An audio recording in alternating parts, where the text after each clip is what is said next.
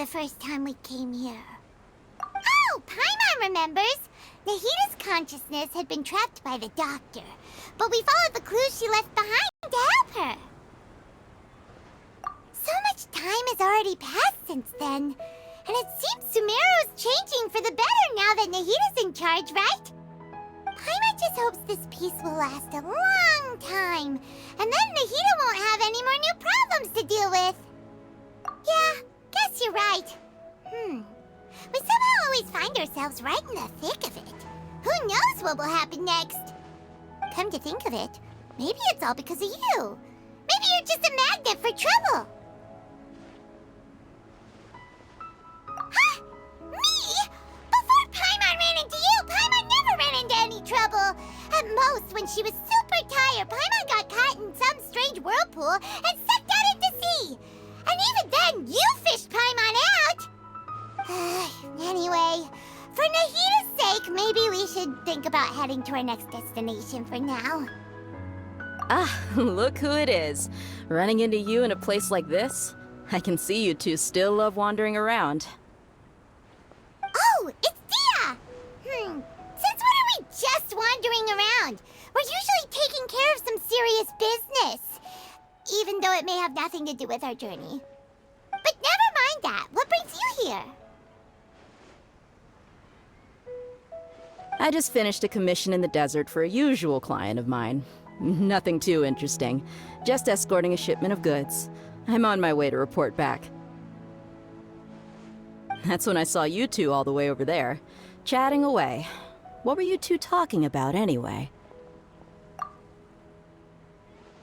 Huh?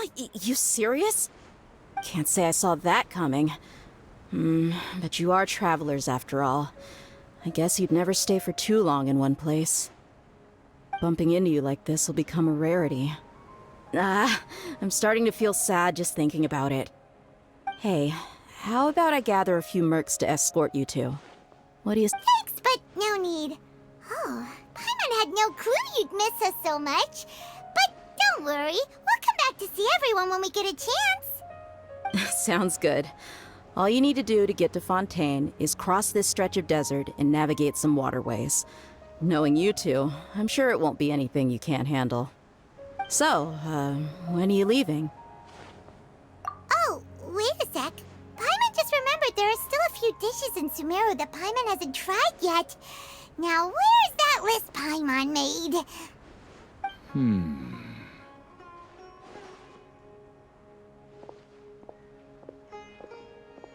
I see. Guess you won't be needing a going-away party or anything. It's sad enough to see you go like this. Though, now that I think about it, Sumeru wouldn't be what it is today without you. Seems true heroes always prefer leaving quietly. By the way, should we go say bye to Nahita? Oh, good point. Then there's no need to bother her in the real world. Then, I guess this is goodbye for now, Traveler in Paimon. Whether as a client or a friend, you're always welcome to come find me. Goodbye, Dia. Bye-bye, Sumeru.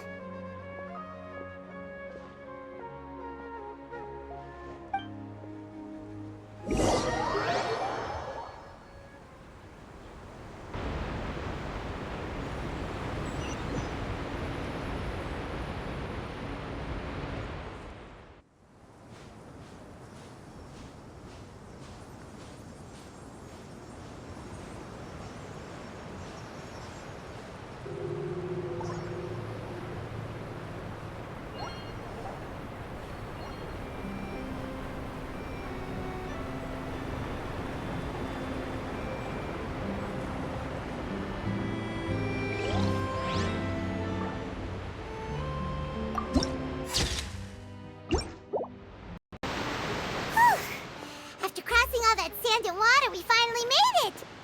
Oh, this must be Fontaine's port. Wow, everything looks so advanced in Fontaine. Paimon's heard that the industry here is extremely developed, and there are all kinds of unusual machines. Just seeing the sights as a tourist is nice, but maybe it would be better if we found something to do. What do you think? Good idea! Nahida gave us loads of useful information. Seeking out the Seven is probably still our best source for information at this point. Yeah, the more we can learn, the better. So, what do you think the Hydro Archon's like? Will we get along? Nahida said that she has a very unique personality, whatever that means. To learn about a nation's god, start with the nation's people. There seems to be some locals talking over there. Let's go see if we can join the party.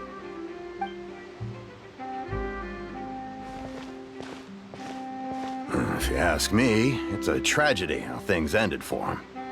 Clearly, he was a pretty decent person. Yeah, I didn't expect that kind of ending for him. I thought he would at least fight on a little longer for his family. I was expecting a sudden plot twist, but it's a pity that it never happened. Still, his story is quite the tearjerker.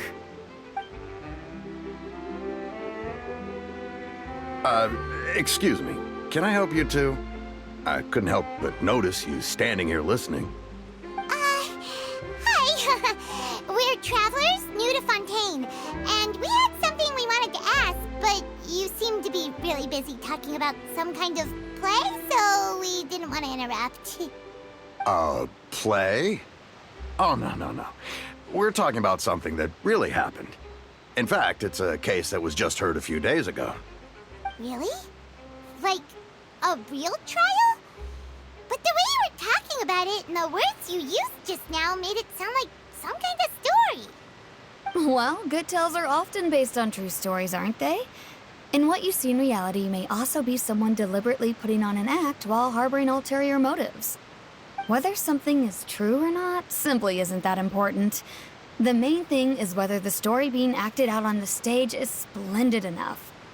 Oh, but it looks like you're not from around here. You probably don't know that the Fontaine Court of Justice is called the Opera Epiclese, or more commonly known as just the Opera House. But, shouldn't court cases be treated a little more seriously than that? Not to question Fontaine's way of doing things. It's just that putting someone on trial is usually a very serious thing. No worries. Other visitors to Fontaine have wondered the same thing. You could say that we just don't want to waste the moving stories behind those cases. And as for your worries about whether the cases are treated with due reverence, we have the absolutely just and honorable Chief Justice Neuvillette, as well as the Oratrice Mécanique d'Analyse Cardinal, a machine created by the Archon. Between the machine and the Chief Justice, false charges and injustice are a thing of the past now. Oratrice? Is it some kind of machine, too? Oh, Paimon's curious. We should check it out if we get the chance. Wait, Paimon almost forgot to ask you our question. Do you know what we should do if we want to meet the Hydro Archon? Oh, that's easy. Just go to the Opera House. Lady Farina practically lives there. You could definitely say it's her biggest passion. Huh. I think what they mean is that they wish to speak with the Archon personally. In that case, I'm afraid it's going to be a tad more difficult. You'll have to make an appointment well in advance, and it'll depend on whether or not she has any time slots available. Huh. Is the Hydro Archon super busy taking care of official stuff? Wait, didn't you say that she's always at the Opera House? No. Lady Farina seldom takes an interest with the nation's affairs. The reason it's difficult to make an appointment is simply because she's incredibly popular. That's right. After all, she is the Archon. Though she may tend to get a little dramatic from time to time, people can't get enough of her. Huh. First time Paimon's ever heard of an Archon being described that way before. Wait! Paimon gets now! The Hydro Archon is kinda like a big celebrity here, right? Yeah, I suppose you could say that. Perhaps you could even say our mascot. Hang on. This is still Fontaine's Archon you're talking about. You should show some more respect. Yes, you're right. I guess I should at least try to be a little more respectful in front of visitors.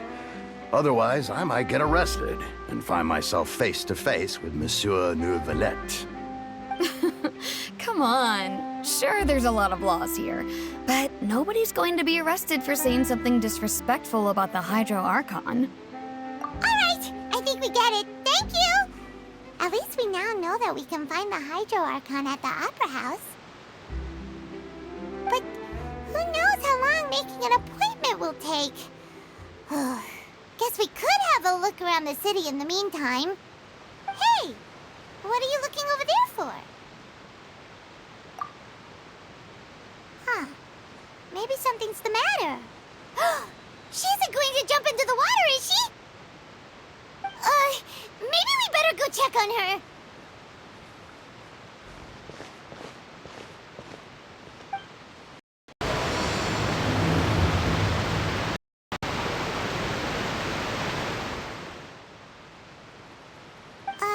Hello there.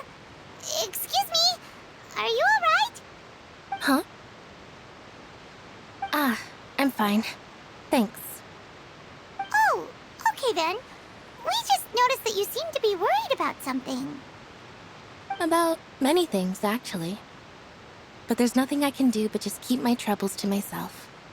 I was just reminiscing about a place my brother and I would play when we were kids.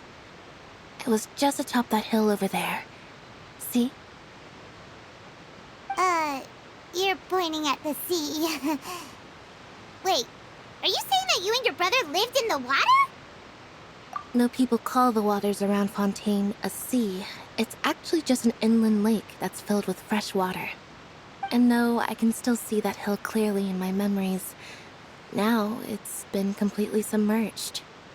He would skip and jump, tossing sand in the wind. The sun shone brightly, and the air was filled with the scent of the sea. But now, the water is gradually swallowing our memories. It won't be long before it swallows us.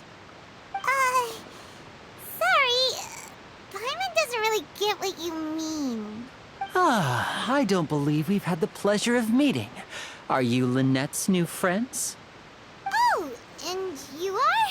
Thanks for looking after my sister. She often comes here to reminisce about our childhood, that's all. There's no need for any concern.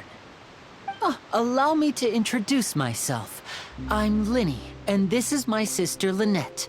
If I had to guess, I'd say you must be travelers from abroad. Nice to meet you. Paimon is Paimon, and this is the Traveler. We just arrived in Fontaine. We were just talking with your sister. Even though we didn't really get what she was saying. I see. It's unusual for Lynette to be so willing to talk with anyone. In fact, she seldom speaks at all. I'm usually the only one she ever talks to. Oh, really? Then you two are just like us! Paimon's always the one talking for some reason.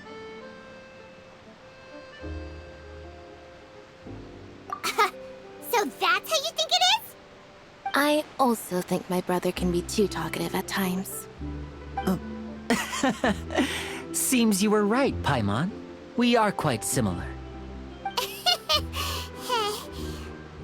So, what did Lynette mean just now when she said that the water is engulfing your memories, and that it won't be long before it engulfs you too? Oh, that. It's from a prophecy that's been circulating in Fontaine for some time now. Well, I suppose prophecy isn't exactly the right word, because that implies a certain amount of uncertainty. There's no doubt about what's happening in Fontaine now. Where to begin?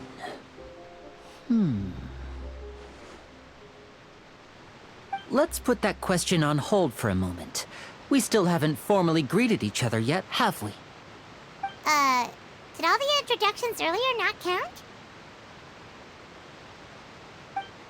Hello, traveler.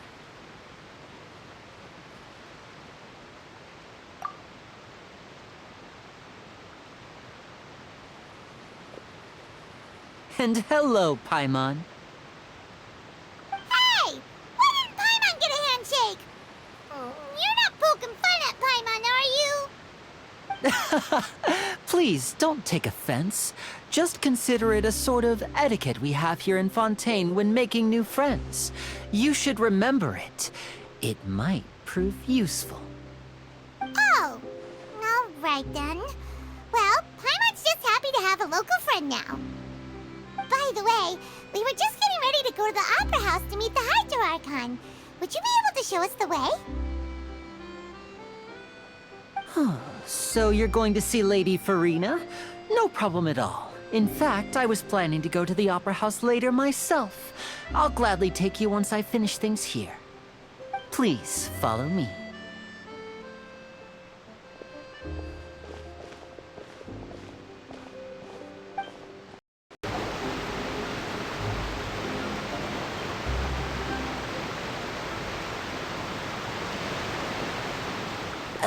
You said you were going to see Lady Farina?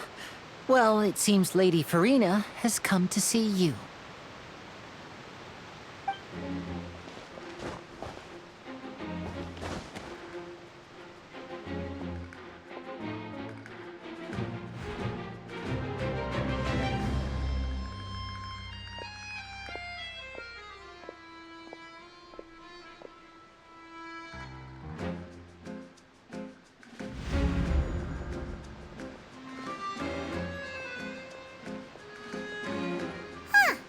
So, she's the Hydro Archon?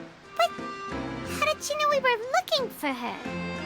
My dear people, rich and poor, those with cup in hand and those with nothing at all, raise your glasses in celebration! If you don't have one, then just raise your hand in lieu.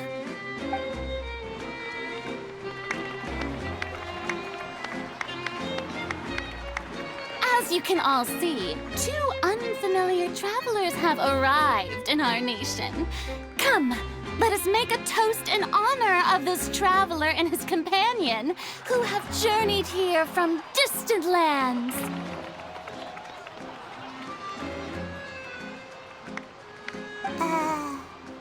Is she talking about us?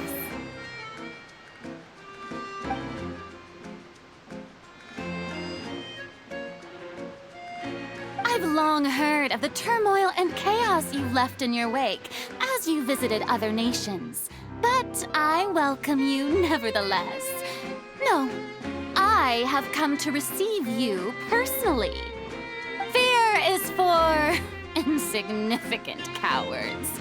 I am a god, and I will never entertain the notion of such meaningless wariness. You can be rest assured. I see clearly your sincerity. Of course, seeking an audience with me is the most sensible thing to do. It will allow you to truly behold my power and witness my authority. Intelligent people always gather under the correct banner. I, Focalor, hereby welcome you to the nation of Hydro and acknowledge the value and significance of your trip. Now, you may rejoice in this. Yeah, Paimon still can't believe it. Feels like we've only been here for a few minutes. But the Hydro Archon's entrance was, how should Paimon describe it? A little over the top? Miss Hydro Archon? How did you know we were coming? I see. As Outlanders, you inevitably lack even some of the most basic understanding. Don't forget that even the gods can be divided into the mediocre and the excellent. I suppose it's only natural for you to be awestruck by my abilities. You had best stop and consider. Do you really have the noble qualities and etiquette necessary to communicate with a god? All it takes is a flick of my finger for me to know everything about you. Whoa, talk about sounding high and mighty. Oh? What's with these looks? Perhaps the welcoming ceremony still isn't enough? What else should I say then? Is she waiting for us to start talking? Wow, I didn't expect to see Lady Farina here. What a surprise! Wait, does this mean they're the legendary blonde traveler? How did I not notice before? Hey, what's all the commotion? Oh, is that Lady Farina? Is there some kind of drama going on? Of course. That's the blonde traveler. The one all those stories are about. Lady Farina came here to personally see him. Oh, I bet this is gonna be the duel of the century. Ooh, I've got to see this. I knew Lady Farina would never disappoint.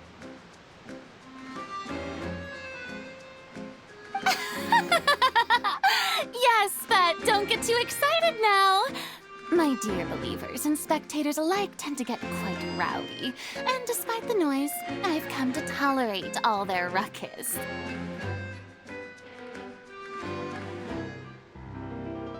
You may consider this my reward to all of you. I have determined that there will be an epic duel between myself and this traveler from another land, just as you were hoping to see. Now she wants to fight? Aren't we getting a little ahead of ourselves?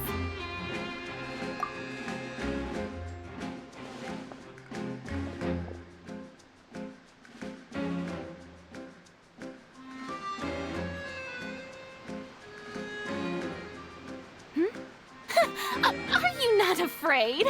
Might I remind you that this is a duel against the divine?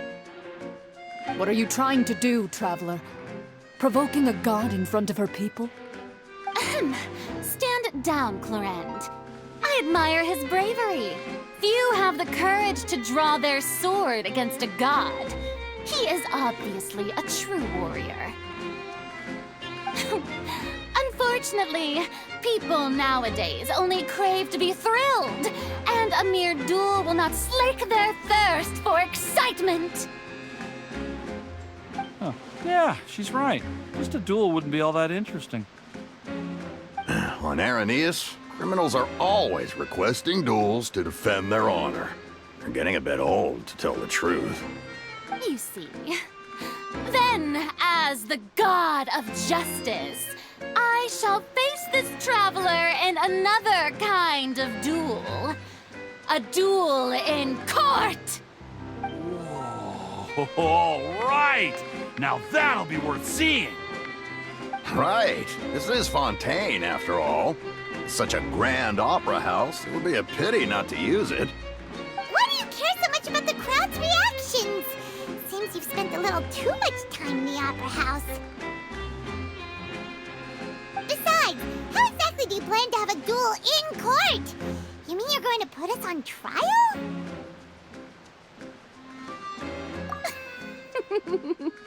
Oh, we have reason to put you on trial.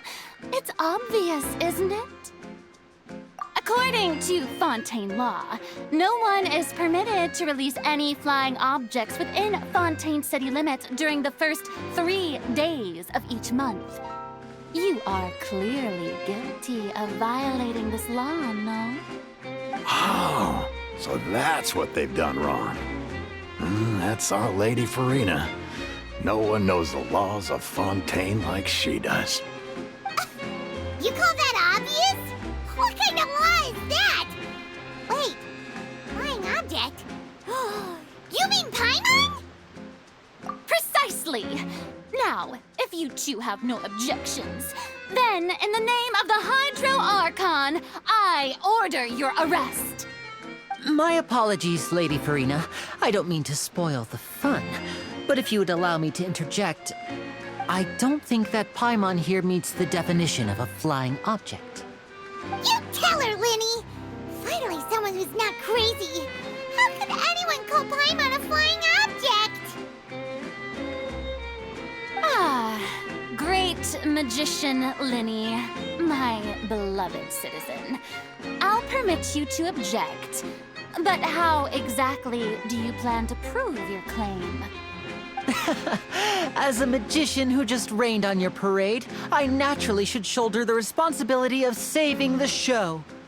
So, with such an audience gathered here, allow me to perform a trick for everyone.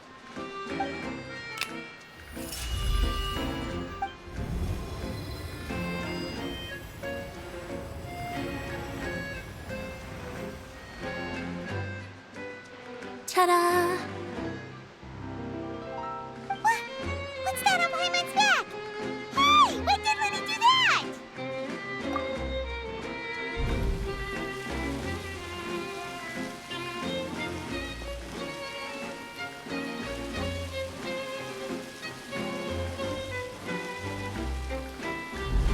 There.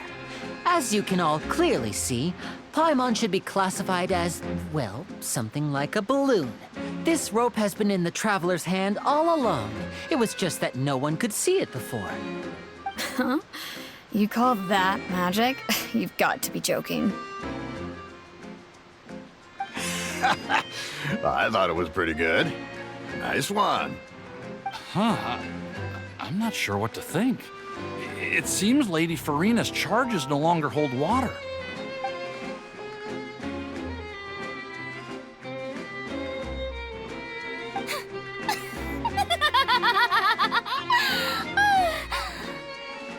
Amusing. Very amusing, Linny. Just the sort of unexpected twist that I enjoy. With you here, today's performance can finally be called complete. Performance? You see all this as a performance? In which case, consider the matter of your trial resolved. The god of justice will not bring charges against an innocent person. But when there are valid grounds, I will not only judge travelers from abroad, but even the gods of other lands. I look forward to seeing your upcoming performance at the Opera House, Mr. Linny and Miss Lynette. That's enough for now. Toodaloo!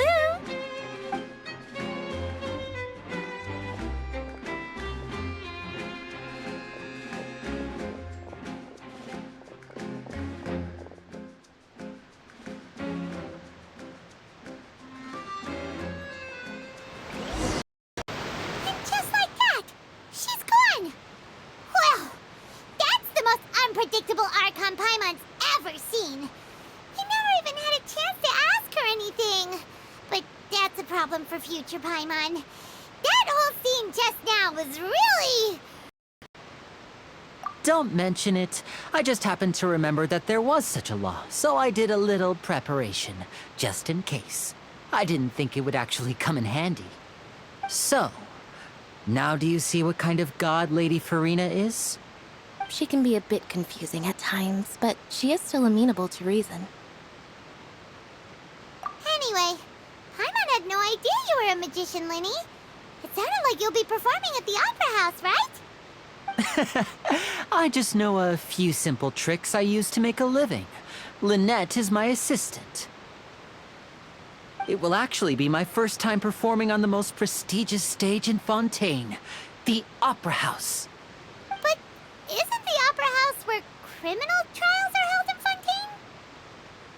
When there are no public trials being held, the Opera House hosts a variety of other performances. To the people of Fontaine, the line between a trial and a performance can be a little blurred. And speaking of performances, I would be remiss to forego this opportunity gifted by fate. Might I invite the two of you to see my performance? My brother's always excited to make new friends. Oh, sure. We don't really have anything to do now, and we wanted to go to the Opera House anyway. Splendid.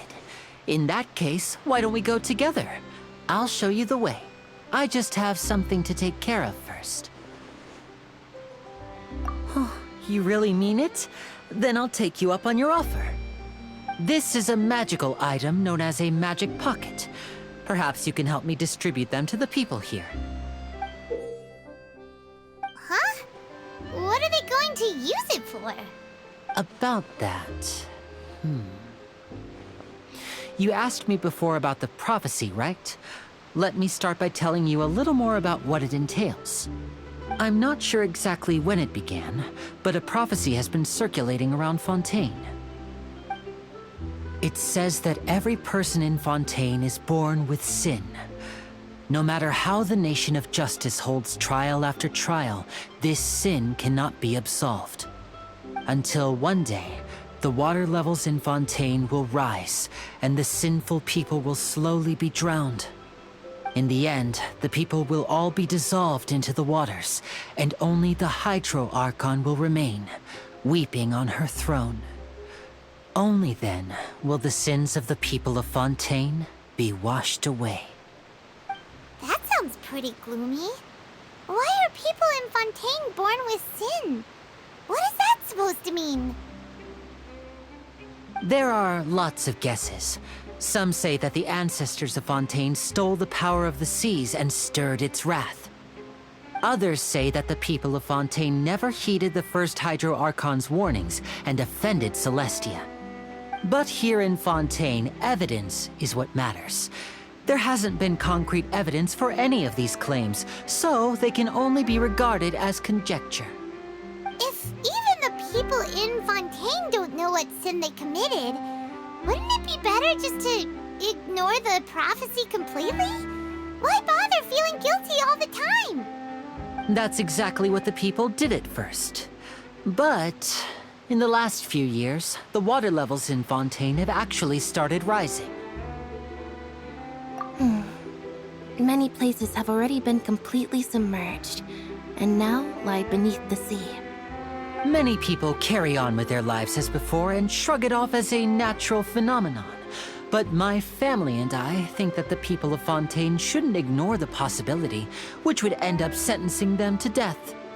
We hope that at least the people who reside near the waterfront can move away before it's too late. So, we've started distributing magic pockets to them. As a magical item, these magic pockets have astonishing capacity.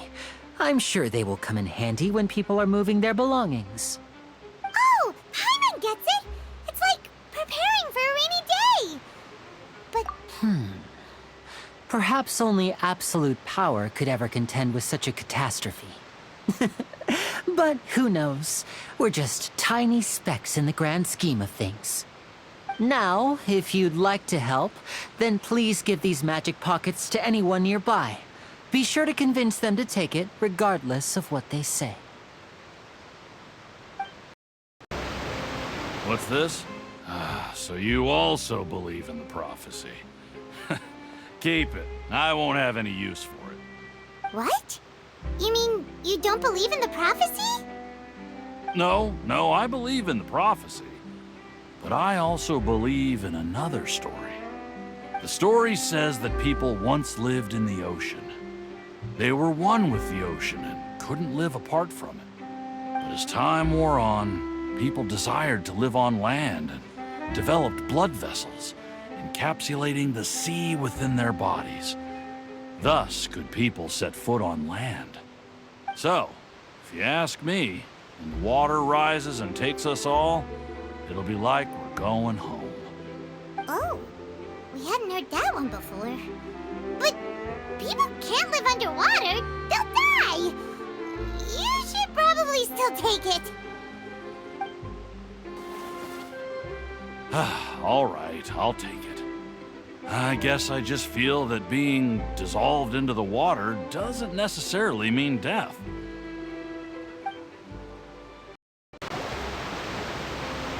So you're the blonde traveler that everyone's been talking about. My apologies for not recognizing you earlier. Oh, a magic pocket? Seems you really thought of everything. I guess it's better to prepare for the worst and hope for the best. Thanks. Please, also thank the magician on my behalf when you get the chance. Huh? I don't want that thing. Way I see it, if the prophecy's true, it's still gonna be a long time before the water can cover everything. Life is all about living in the moment. What use is there in worrying about the future all the time? We'll cross that bridge when we get to it. You should still take it. You never know when it'll come in handy. Oh, all right, fine. Thanks. It's just that if I start moving, that means I've already given up on the life I have now. I'd really rather not. You already handed out all of the magic pockets? That was fast. So, what did people have to say? I bet you heard some, interesting opinions. Yes, but that will change once disaster strikes. I know they'll change their minds, so it's only right to help them prepare. Is there anything else you need to do before we leave? Yes, one last thing. I have the magic pockets made by a workshop in the court of Fontaine. Since we're out and about, I was thinking about bringing him some more materials. So, you want to collect materials? Just tell us what the materials look like and we'll help. Many hands make light work. Oh, that would be much appreciated. We'll need some Romaritime flowers. I remember seeing them near the waterfront on the east side of the harbor.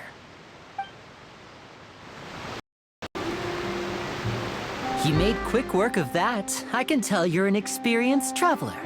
I've also finished collecting a few here. Maybe next time you'll feel like helping too, Lynette. No way. I'm in power-saving mode today. Otherwise, I fear I may not have any energy left for the performance at the Opera House. Fine. Though the performance is still a long way off. Now that we're finished here, we should get ready to head back to the Court of Fontaine. So, we're going to the Court of Fontaine before we head to the Opera House? Good. Paimon wants a tour of Fontaine's largest city and try...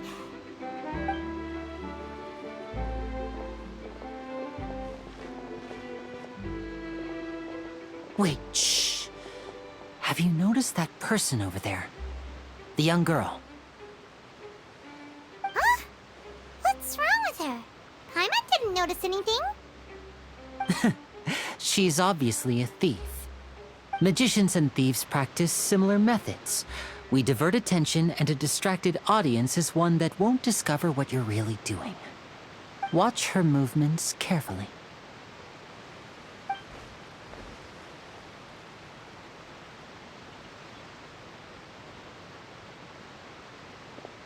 Oh, he's right! Shh, keep your voice down. We need to think of a way to catch her, but it seems she's very alert. Perhaps we should split up. You two can ride the lift over there and wait up top. I bet that'll be her escape route if she tries to run. All right, let's go. This is the spot where Linny wanted us to wait. Oh, look! Isn't that her?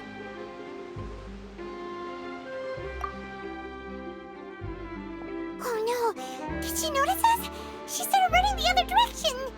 What should we do? Should we chase her? You're right. She might also be trying to lure us away.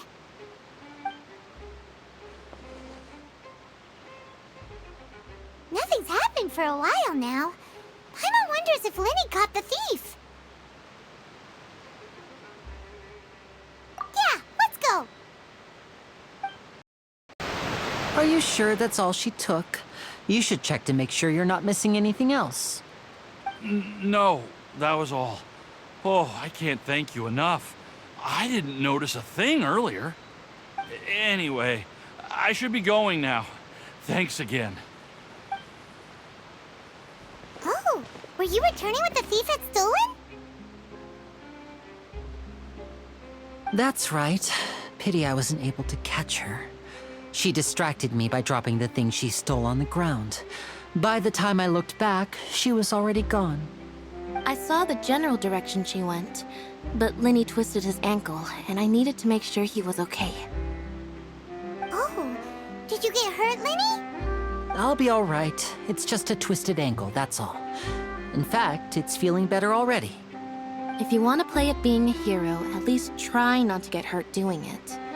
Imagine what would happen if you managed to derail our performance as a result. You're right, you're right. Sorry, Lynette. I have to admit that the thief was even more skilled than I had anticipated. But at least we were able to get the stolen items back, so it wasn't a complete failure. What a slippery little thief! Guess things turned out all right in the end, though. Let initiative paid off! All right, let's put this little detour behind us.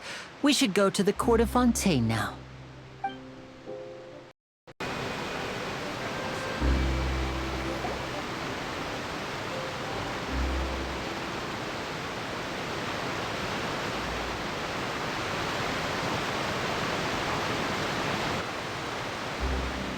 So, we ride this thing to go into the city?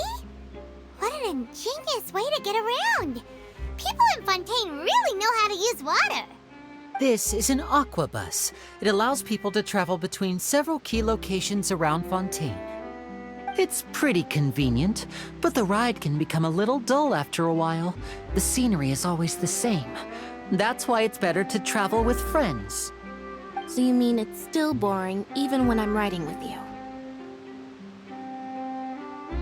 No, that's not what I meant. It's just that, well, you don't really talk that much. Besides, it doesn't really feel like a real trip when it's just the two of us. It's the same as being at home. Whatever. Guess that's what it's like to be an older brother. It's about time for us to leave. Let's get on board.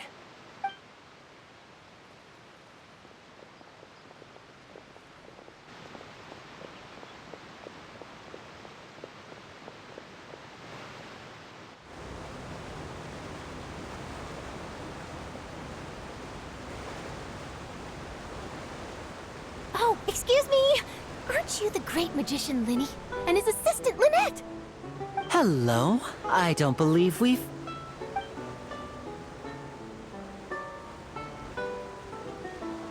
I'm Charlotte, a reporter for the Steambird. Nice to meet you. From the Steambird, huh? We've often relied on your paper to promote our performances. It's an honor to meet you. Wait, could that be the legendary traveler who's been making headline after headline in their journey across Tibet? Amazing! You recognize everybody almost immediately! I wouldn't be much of a reporter if I didn't know who's who, would I? Wow, today must be my day! Who knew I would end up on the same boat as so many VIPs? Could my vision finally be showing me some favor? So, Charlotte, what do you usually report on? Well, when there isn't any breaking news, I mainly cover the trials at the Opera House. You can still manage to keep readers' attention as long as you tell things from a clever enough angle, even if it's the same old topics. For example, reporting on how a scammer once deceived vulnerable girls into relationships, or how a financial criminal was once so poor that they ate a single piece of bread for 5 days. That's fine and all, but what I'm really after is exclusive, sensational news pieces that could shake the country. These smaller stories are a waste of my talents. Oh, I just remembered. I've been following a case lately. Well, a series of cases, actually. You mean the serial disappearances of young women case? That's right! These stories are the talk of the town right now, and it's probably the most mysterious case we've ever seen. If I'm the first with a draft ready to publish when the case is finally cracked, and it's the headline story in the Steambird, oh, when that happens, I bet all the other reporters will shed tears of envy. I've already gathered all kinds of materials. I just can't wait for the truth to be revealed. So, what is the serial disappearances of young women case? You mean the culprit hasn't been found?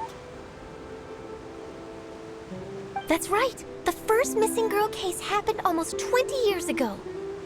And ever since, after a period of time, another girl disappears. What the cases have in common is that the girls are all of a similar age, and that they've all vanished without a trace. But the scariest part is that to this day, none of the girls have ever been found. Many suspects have been arrested over the years in connection with this case, but shortly after each arrest, another disappearance would always happen.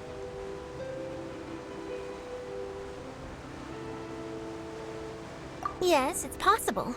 But either way, I believe that every case has some precise truth behind it, waiting to be exposed. Yes, I agree. And at the very least, the family of those missing girls deserves some sort of explanation. I just imagined for a second what I would do if Lynette were to suddenly disappear. I'd pay any price to get her back, and then find a way to track down the culprit. Please don't imagine that, Linny.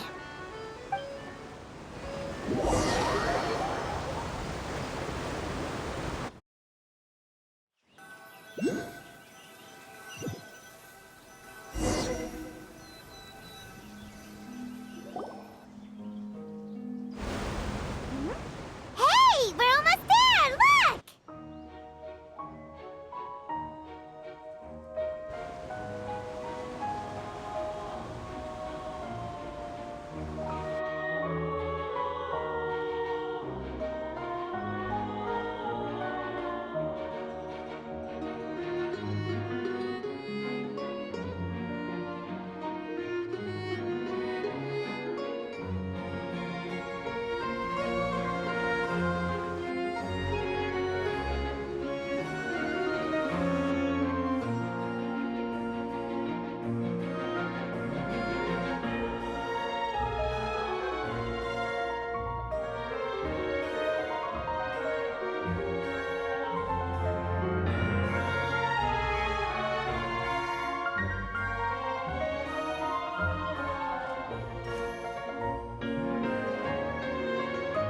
Well, I really enjoyed chatting with you.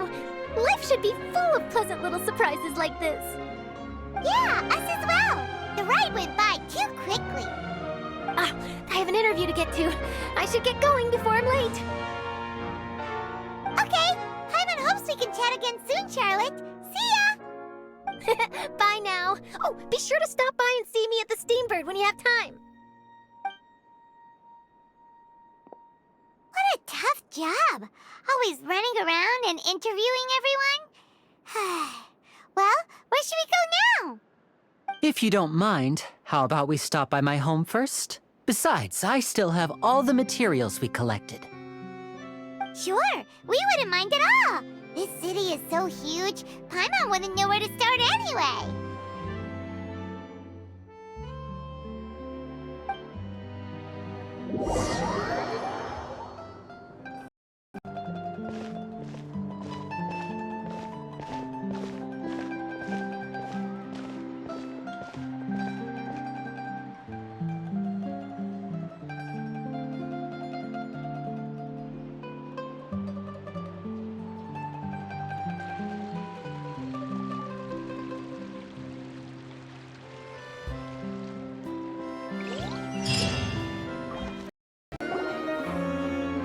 This is our current abode.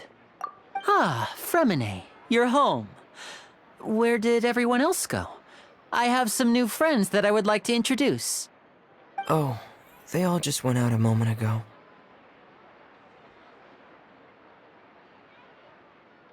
I see.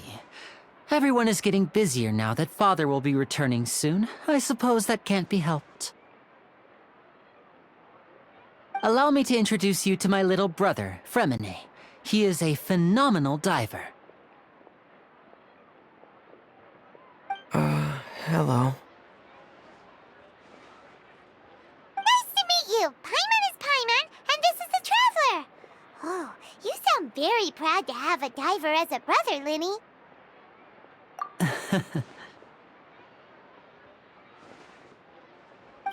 Linny, could you come here for a moment?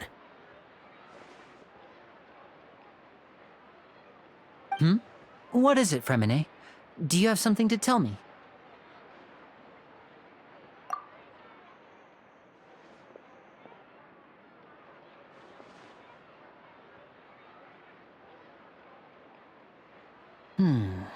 Okay, I see. Is everything all right? Oh, it's nothing.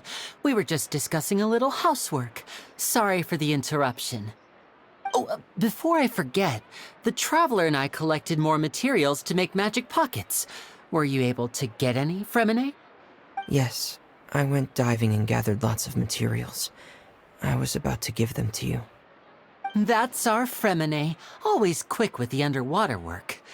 All right, I'll take these to the workshop.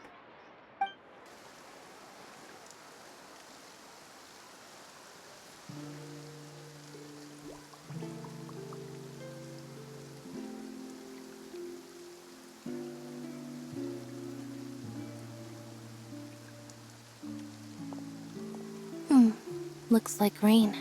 Oh, you're right. But wasn't it clear and sunny just a moment ago? Fontaine's weather sure is weird. I'm afraid that's just how it is here. It often rains on days where there are trials being held in the Opera House, but don't worry, it'll clear up soon enough. What's wrong, Fremine? There's a legend about the rain that I tend to believe. It's said that a dragon of water once resided in Fontaine. Though we don't know where the dragon went, every time it weeps, the skies will cloud up and pour out rain. When I was a child, my mother told me that if I wanted to go outside and play, I should yell toward the sky at the top of my lungs. Hydro Dragon! Hydro Dragon! Don't cry! If it's an elemental dragon, then having the power to make it rain wouldn't be very unusual. Let Paimon try something. Hydro Dragon, don't cry!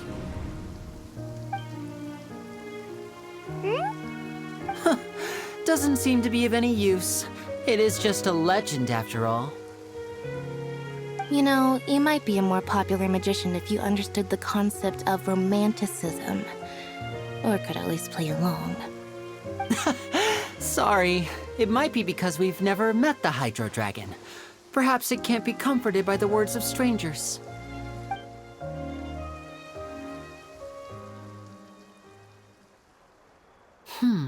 It rained for longer than I suspected. Oh, it's already getting late.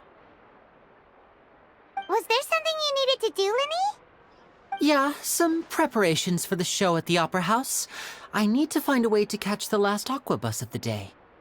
On the day of the performance, just ride the aqua bus to the island of Aeneas.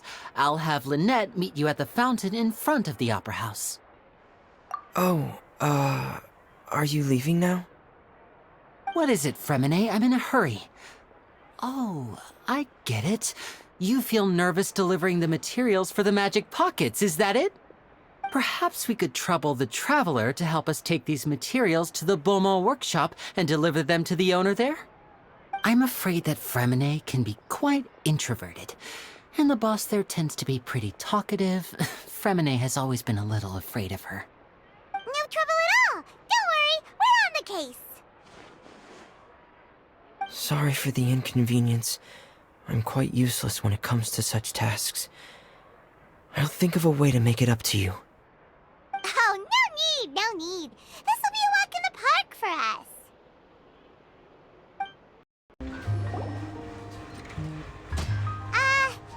Hello? Is there anyone here? Oh, hello there! New customers? Looking to buy, or do you need something made?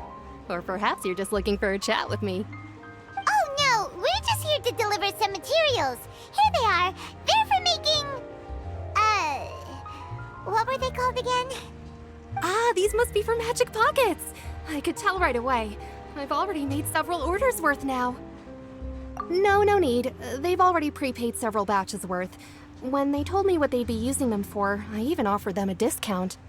But they insisted on paying the full amount, saying that I had a business to run. It seems both their hearts and their pockets are made of gold. Whoa. So, is Linny actually loaded? I can't say for sure, but who knows?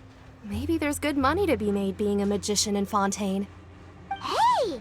Is this machine what you use to make stuff here? It looks really advanced. Why use your hands when a machine can do the work? It would be a waste not to use the latest technology, and wasting is a kind of crime. But where does a big machine like that get its power from? Well, it's a little complicated. I'm not sure I can put it in layman's terms for you. But basically, everything we usually use here in the city is powered by indemnitium. It's a type of energy that's produced from trials. Huh? How can trials produce energy? Well, I'm not completely sure of all the details myself, but basically, When a trial is in session, the oratrice mécanique d'analyse cardinale harvests people's belief in justice and converts it into energy to be used all around Fontaine. So that's what its other function is? Paimon heard that the oratrice was created by the Archon to make judgments. But Paimon still doesn't get it. How could something unreliable like people's beliefs be turned into a stable power source for these machines? Oh, yeah! So that means the Hydro Archon relies on the machine to take the energy created by belief and turn it into power for all of Fontaine, right? Even though I've never heard anyone really put it that way before, it sounds like it makes sense. Besides indemnitium, we have another type of energy called pneumosia. It isn't produced by the power of the Archon, but it is unstable by nature. Even now, it still cannot be widely used by civilians. I thought I'd find you hard at work, but here you are chatting the day away. Since you're already talking, I'm sure you wouldn't mind a few words with me. You again? Didn't I already promise you that I'd have the more I owe to Confrérie of Cabriere by next month? Why are you hounding me now? Yeah, but how do we know that you won't go running off by the end of this month? I want 50% today. Wait, no, 70%. Huh? You... Seems business isn't so great for the workshop. We've already finished our job and delivered the materials. Maybe now's a good time to leave? Hey, hold on! Before you go around trying to collect payments, why don't you settle your own debts first? If Confrérie of Cabriere wants to poach clients from Northland Bank, that's fine. But I'm afraid you still owe the bank a hefty sum of mora. So why don't we work things out between us first, before you get back to your little conversation here? You're from Northland Bank. But we said we'll pay everything we owe next month. Why are you hounding me now? Traveler, Paimon!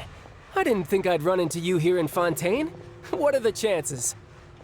We're surprised to see you too! What are you doing here in Fontaine? You didn't want to stay in Snezhnaya?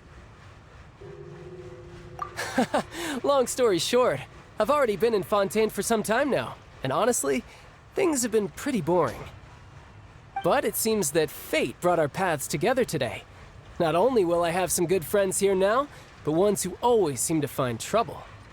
Either way you look at it, it seems things are going to get a lot more interesting now. Pretty sure we'd want to avoid anything that you'd find interesting. Besides, our trip here has gone pretty well so far. Right, Traveler? Hey, you, Northland Bank boy. Aren't you forgetting something?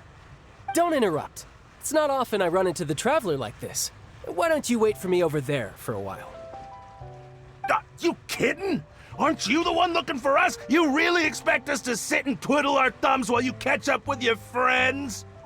Listen to me, boy. If you want your mora, fine. Why don't you come and take it? Hey, I just said not to interrupt. Oh, by the way, Traveler, the last time I took Tonya and Tusser ice fishing, Tusser said... Hey! That's way over the line! All right, boys, let's see who has to pay up now! Can you at least let me finish one sentence? Fine. Though the bank told me not to get rough with our clients. You're the ones who started it. This is an act of self-defense. You two will have to be my witnesses, okay? I'm sure this won't take long.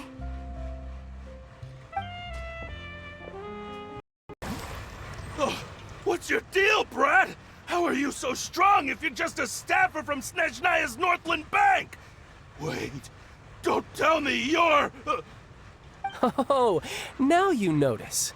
It's a little late, don't you think? Just make sure you understand that you don't mess with Northland Bank. Got it?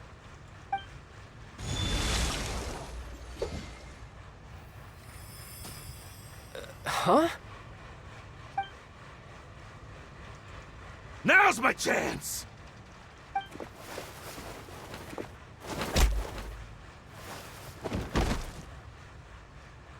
Huh. That was weird. I'm not sure. It's as if I suddenly lost control of my hydro powers when I needed them. Maybe there's something wrong with my vision? Strange. How could that happen? First time Paimon's ever heard of someone losing control of their vision. Never mind. It doesn't matter. If I want to stay sharp, I shouldn't be relying too much on my vision anyway. Besides, I always have my delusion in case I need it. So what are you doing in Fontaine, child? I don't see its work for Northland Bank.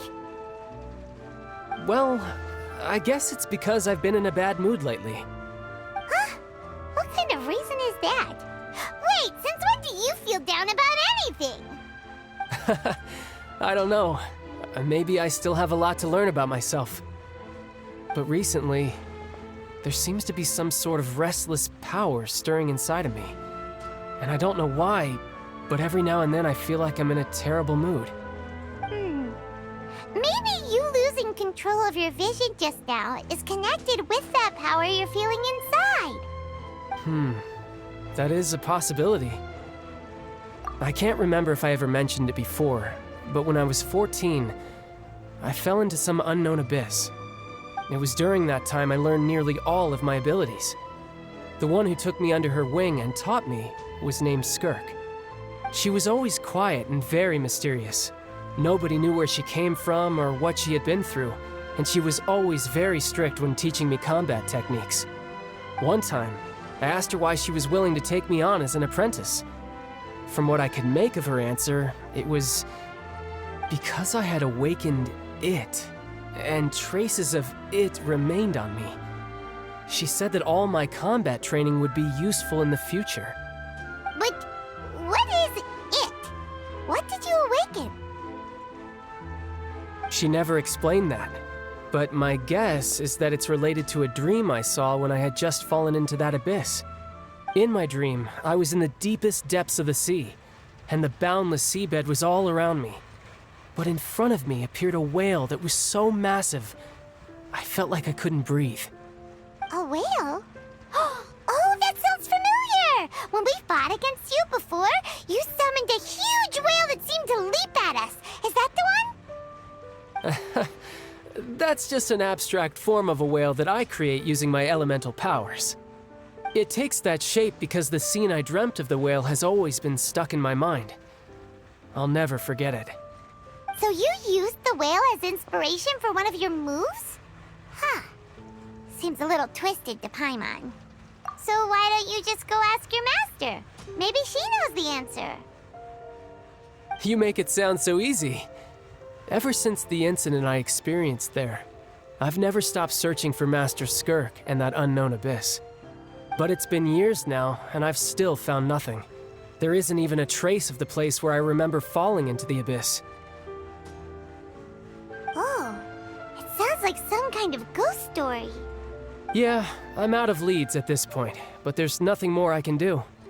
It seems that strange encounters in this world tend to be elusive like that. Oh, seems the time really flies when I'm talking with you. I just remembered I have somewhere else I need to be, so I should get going. What? More work for the Northland Bank? No, it's more of a personal appointment. Lately, I've been sparring with some of Fontaine's official champion duelists whenever I'm feeling bored. Official champion duelists? You mean it's their job to duel? Yep. In Fontaine, before a criminal goes to court, they're given one chance to defend their honor by requesting a duel with an official champion duelist. The champion duelists are all-powerful fighters selected from among the nation's best. And the duel itself is a no-holds-barred fight with no specified stopping point. So engaging in such a duel is regarded as a symbol of defending your honor. If a criminal manages to win the duel, they'll be acquitted. But if they lose, they'll have no choice but to stand trial. And the worst-case scenario is that you're simply killed in the duel. Though it's rumored that Fontaine has a death penalty, from what I can tell, no one has ever been officially sentenced to death. So really, the only people who opt to duel are those who have suffered a grave injustice in being accused, or those who greatly value their honor. Otherwise, why gamble with your life? So, do many people actually get out of their trials by winning the duel? Apparently, it's exceedingly rare for anyone to actually win. Fontaine probably enacted this system as a way to show that the nation respects the honor of its citizens. Besides, none of the champion duelists are to be trifled with, which is exactly why I was itching to face them as soon as I got to Fontaine. Apparently, the one I'm meeting today, Clorinde, is the strongest of the champion duelists. I had been asking her for some time before she finally agreed to face me today. Well, that's child for ya. Paimon feels like we heard that name somewhere before. Clorinde. Huh. Oh, before I forget, I want you to have this. Huh? Your vision? You're seriously just giving it away? I'm just worried that it could become uncontrollable again. I'd be pretty upset if it got in the way of my duel, so I think I'll be better off without it for now. Besides, I just need you to hold on to it for a short while. I'll come retrieve it when I have some time later. Paimon knows what you're up to. You just want an excuse to come talk to us again, don't you? Whatever gave you that idea? I'll be in touch later.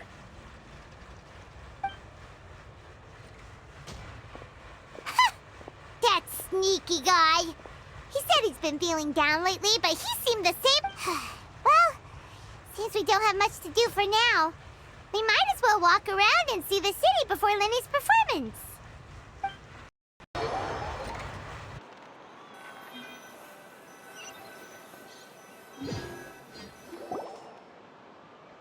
Wow! Who could have seen that coming? The reporter who was barely around for most of the story was the murderer all along! Sorry. Paimon was just surprised, that's all. Whew. Paimon never saw that twist coming. The murder mystery novels here are amazing!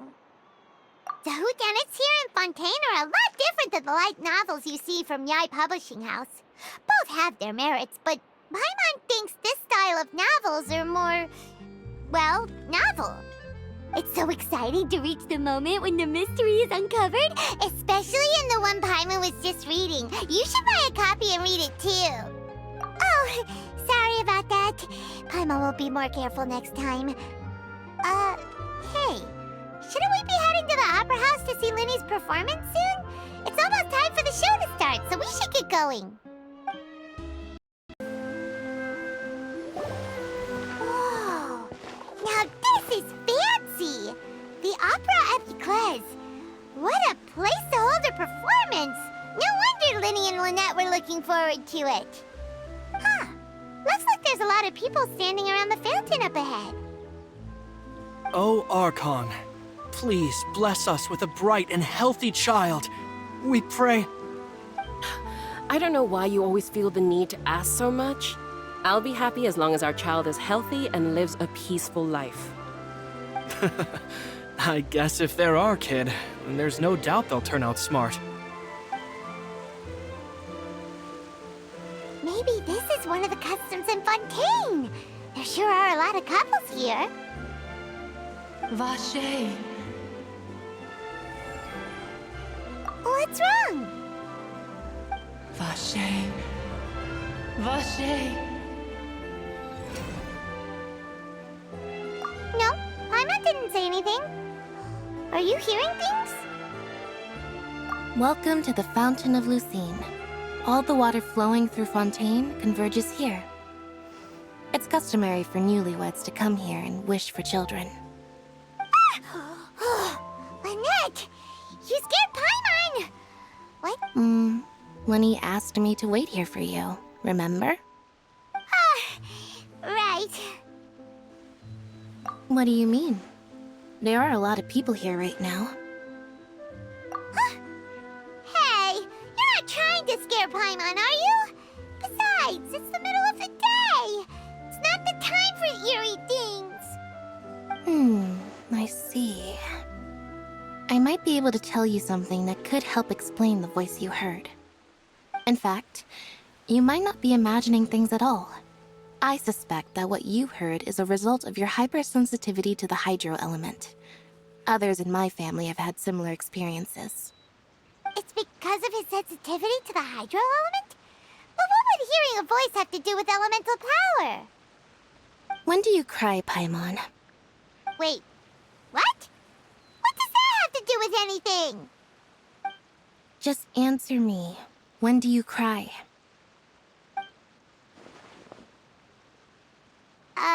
When Paimon's really sad? Oh, and when Paimon's super happy. Oh, and also when Paimon's really, really scared. Then you should understand that tears contain your most intense emotions. Like I just mentioned, the Fountain of Lucine is where all the flowing water in Fontaine converges. Even the tears that fall to the ground will eventually gather here. So maybe what you heard was the intense emotion coming from someone's tears. So, what did the voice say? Huh. If you were hearing their emotions, then Paimon wonders what happened to them. Rather than worrying about them, we should worry about my brother first. Don't let that calm look of his fool you. He tends to get pretty nervous just before a performance. So chatting with Linny might help him relax a little before he goes on stage. Oh, right. That makes sense. Let's go in and see Linny.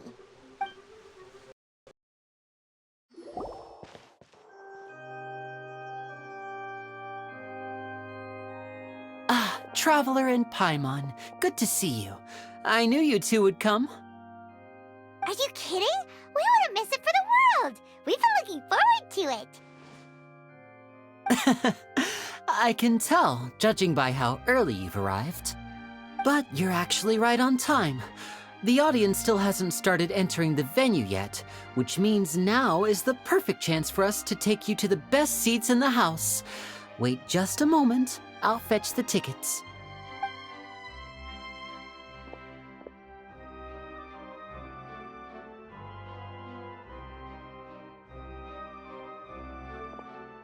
The Opera House has assigned seating, so you always have to make reservations. I've already reserved your seats, and here are your tickets. Ooh, front row seats! Thanks, Linny!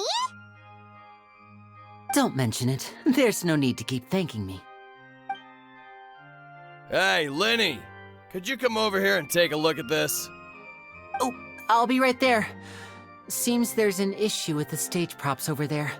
That's Cal, my assistant, calling me. I'll go lend him a hand. Yeah, we'll just go to our seats. You go ahead, Linny.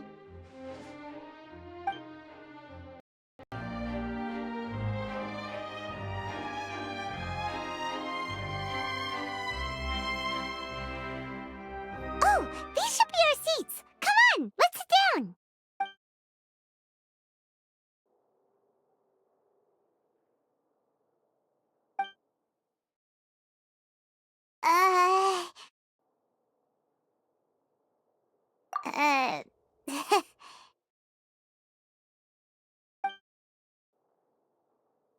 Hey, Traveler. Maybe we should strike up a conversation with the person next to us. Since we're sitting together and the rest of the place is practically empty still, it's kinda awkward if we don't say anything. Ah, you little... Of course you put this on Paimon. Excuse me, I did not realize you felt awkward. I am terribly sorry. I would be perfectly happy to chat with you if that is what you would like. Oh, so you heard all of that, did ya? Boy, you sure have good ears. Paimon thought she was keeping her voice down. Wait, that's not it, Paimon's... Sorry, Paimon's the one who was being rude, talking under her breath like that. So, let's talk, but, what should we talk about? Oh, Paimon's got it. You're also here early and sitting in the front. Are you a friend of Linny's too? A friend, you say? Well, if Mr. Linny would like to be my friend, I would be more than happy to reciprocate. Oh, so you're not friends with Linny then? Oh, this is getting more awkward by the second. Paimon nearly forgot to make her introduction. Nice to meet you. Paimon is Paimon, and this is the Traveler. We just arrived in Fontaine. It is an honor to meet you two. I have heard of your deeds across Tevat. And as required by proper etiquette, I will also introduce myself. I am... Oh, Monsieur Nervillet. What an honor it is to have you here to see my show. Ah, Mr. Linney. I should say it is in fact an honor for me to see your performance in person. Wait, Nervillet? Could he be... I saw you all chatting just now, but it seems you still don't know who Monsieur Nervillet is. Allow me to introduce you to Fontaine's Chief Justice. That seat is always reserved for him. It wouldn't be too much to say that he's the symbol of justice and honesty here in Fontaine. Whoa! Sorry for being so rude just now. Paimon had no idea you were such an important person. No offense taken. Being Chief Justice is merely what I do for work. Nearly every person has their usual reserved seat, so I'm not so special, really. And by the way, I should probably let you know, even though I would prefer not to, there's someone sitting up there in the VIP seats that has been striking a pose for quite a while now. I believe she is trying to give you a most elegant and impressive first impression. So I think you should take notice of her sooner rather than later, otherwise she may become flustered.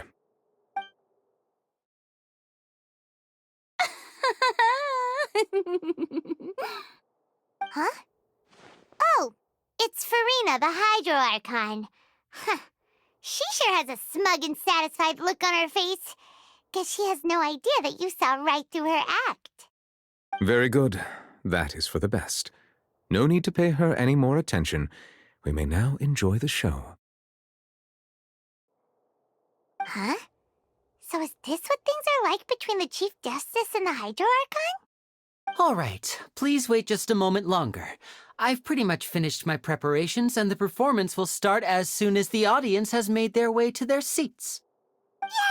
The show's finally about to start! Paimon can hardly wait! Paimon's never seen a real live magic show before!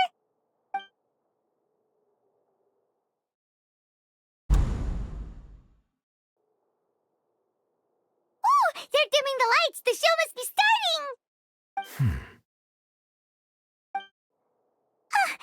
Sorry. Paimon will try to stay quiet. Welcome, one and all, to the Opera Epiclese. I am the star of today's show, Linny. And over here is my sister, Lynette, who will be working as my wonderful assistant. Please, let's give her a warm welcome. Hello, everyone. I know she may seem to be a little sleepy right now, but that's just a sign that she's nervous. Whatever. Now, some of you may be thinking, two vision holders who can freely manipulate elemental powers performing magic is not true magic at all. So, I would like to take a moment to assure you that elemental powers will have nothing to do with what you will witness on the stage today.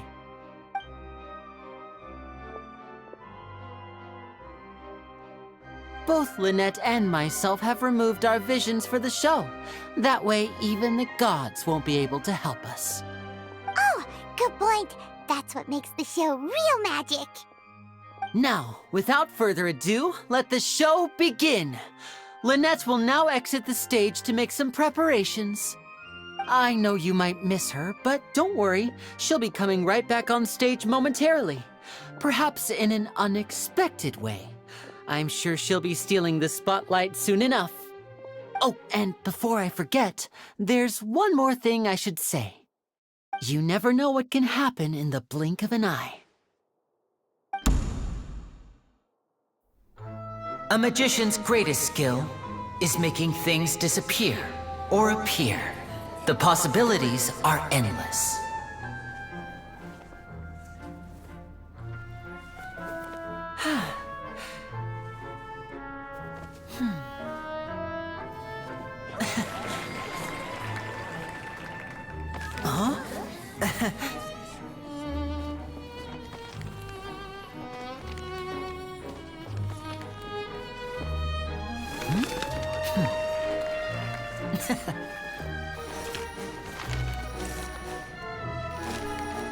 But this isn't what you came for.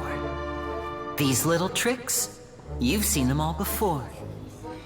So it's time for something truly extraordinary, don't you think? This one's a little tricky.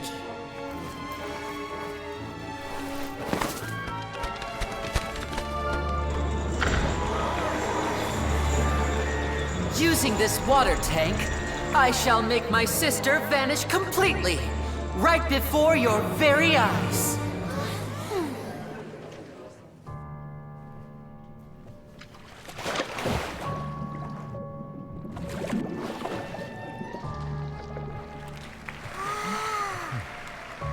It's actually quite simple. She'll just turn into air bubbles and float right out of the top.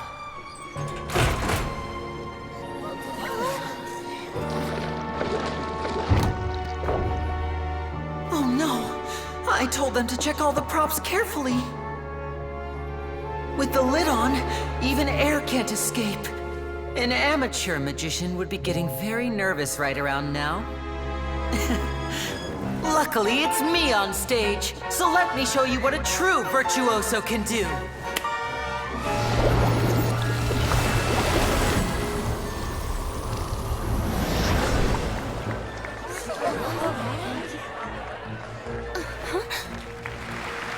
Lynette, are you still there? Don't go too far. We don't want to use up all our magic. Hi, I'm back. Uh-huh.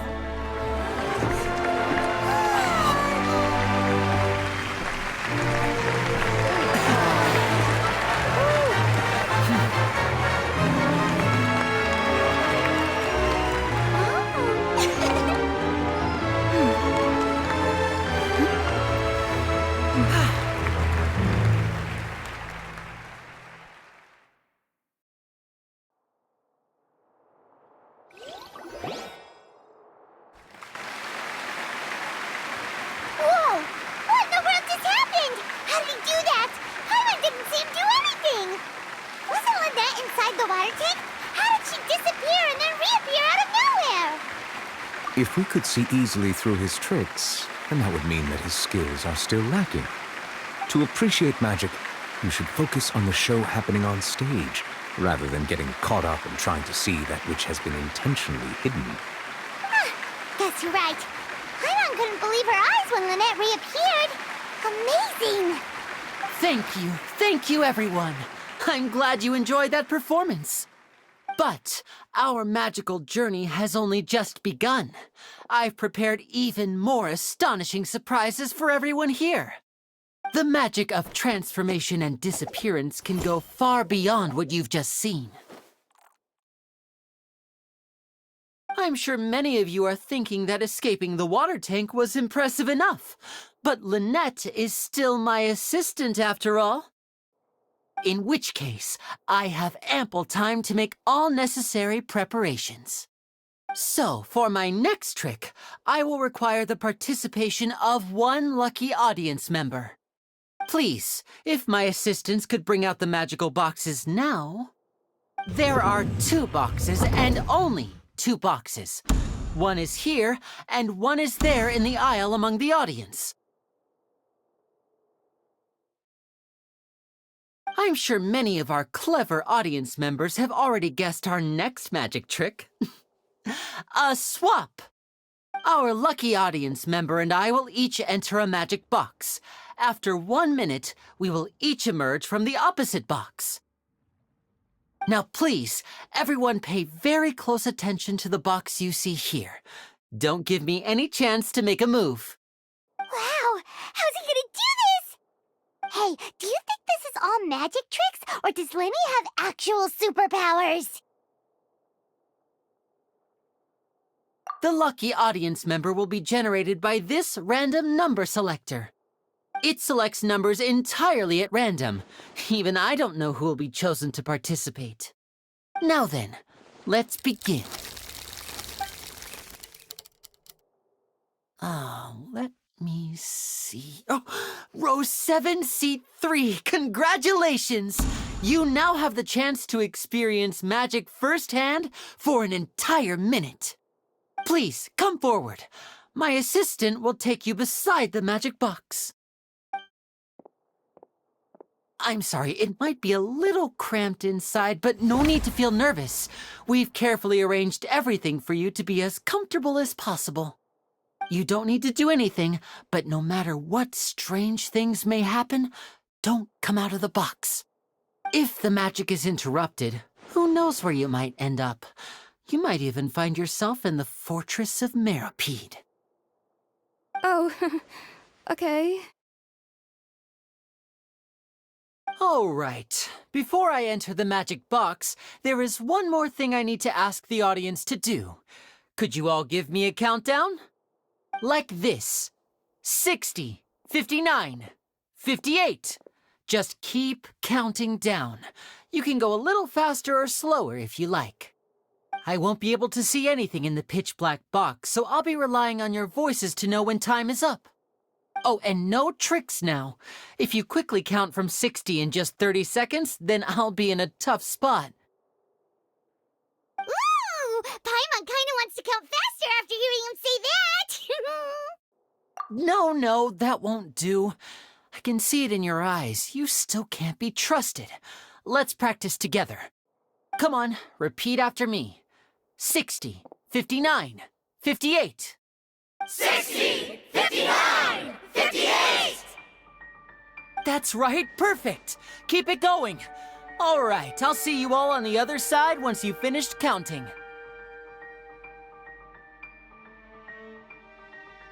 54, 53, 52? Huh? Why aren't you counting, Nervalet? I am counting in my head. I think things are exciting enough in here as it is. Merely a consequence of my identity and personality.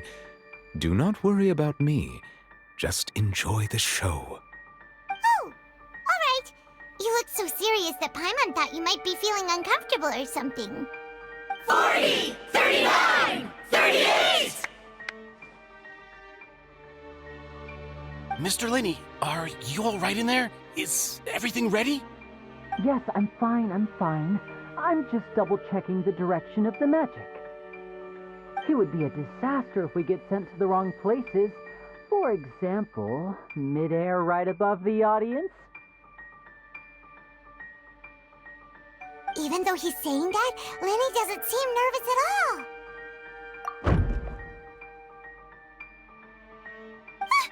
What was that noise? Did you hear it too? Not sure. Anyway, it doesn't seem like anyone's worried about it. 25! 24! 23! What's wrong, Mr. Linney? I can still hear you moving in there.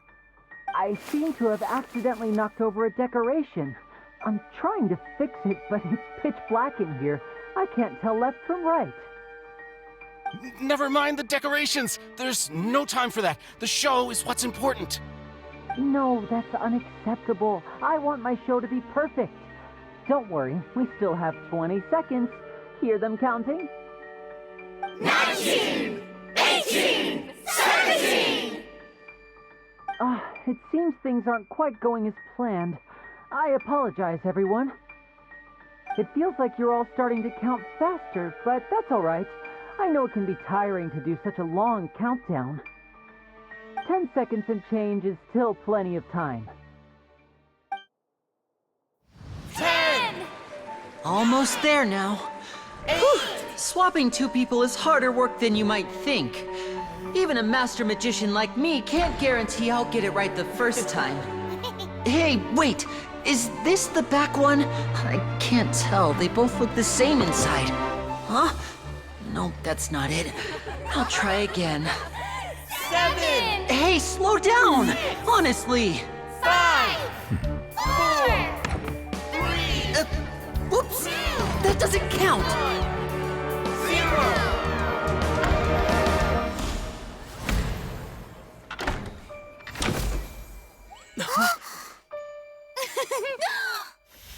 Ta-da!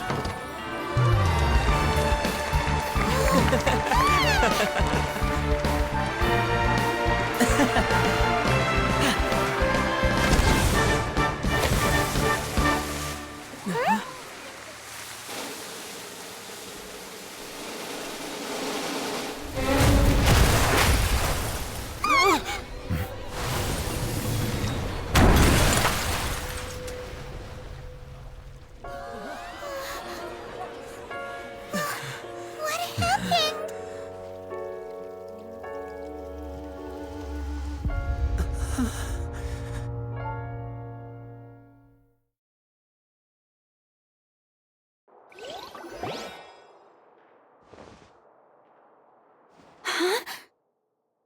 this part of the show? Mr. Linney, you're going to use magic to fix the stage now, right? What happened? Oh no. Maybe this isn't part of the show. The girl was still in that box, right? This performance is over. Medical staff with me. Guards, secure the scene and detain all the performers. Seal the exits. No one is allowed in or out at this time. Yes, that's right. If this was just an accident, then we must investigate the cause. But if this was all part of some scheme, then those accountable will not escape the judgment of the God of Justice! No need to be alarmed, you two. We'll get to the bottom of this soon enough.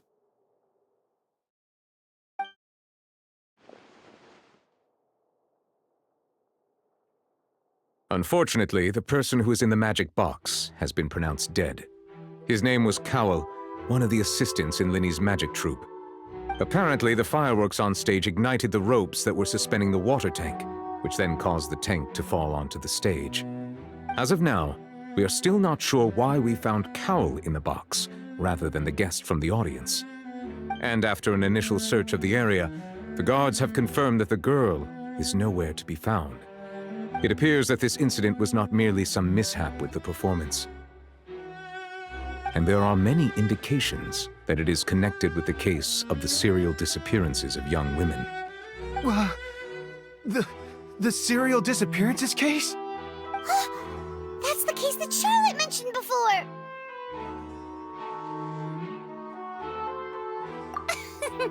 I know the truth. I can see through the whole thing. Really, using such a shallow and obvious mystery as his finale. Did he really underestimate us that badly? I say that our powerful magician, Mr. Linney, is now the prime suspect for the serial disappearances case. Huh? Why me? This whole thing was an accident. No, this all occurred during your magic show, did it not? The missing girl disappeared after being chosen, did she not? The deceased is one of your assistants, is he not? Now that I think about it, that whole speech about magicians making things disappear was nothing more than a provocation, a bald-faced challenge. That can't be right! How can Linney do this? He was in the box on the stage the entire time! We can even hear his voice! Besides, before the show, he told us that he would like to catch the criminal behind the disappearances! He couldn't possibly mean catching himself! Save discussion for a later time, please. Lady Farina, may I assume that your comments just now constitute an accusation against Mr. Linney and his associates, and that you are pressing charges? Huh? I just think that I think it might be a little early to talk about formally pressing charges.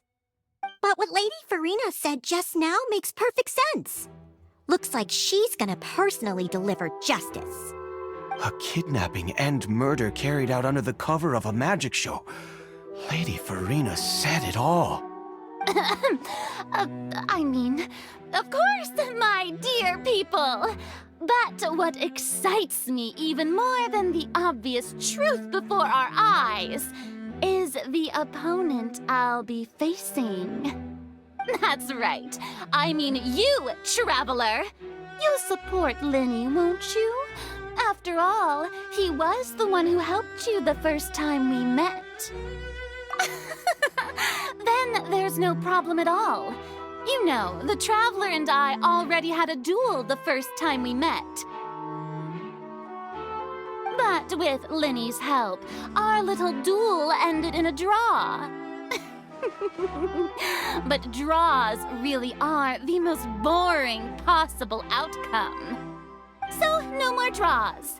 Between the two of us, there must be a clear winner and loser. And what better place to hold such a riveting showdown and decide the true victor than here, on the grandest of stages, the Opera Epiclese? It wasn't a draw. I understand.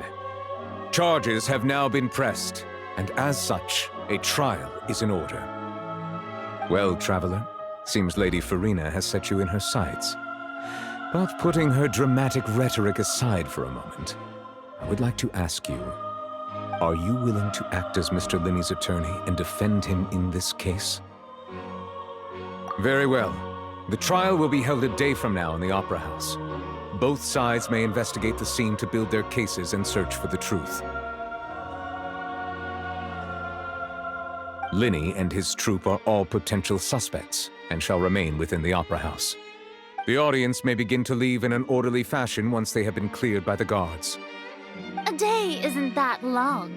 Let's see what kind of case this big-shot outlander can build in such a short amount of time. I'm really quite looking forward to hearing it.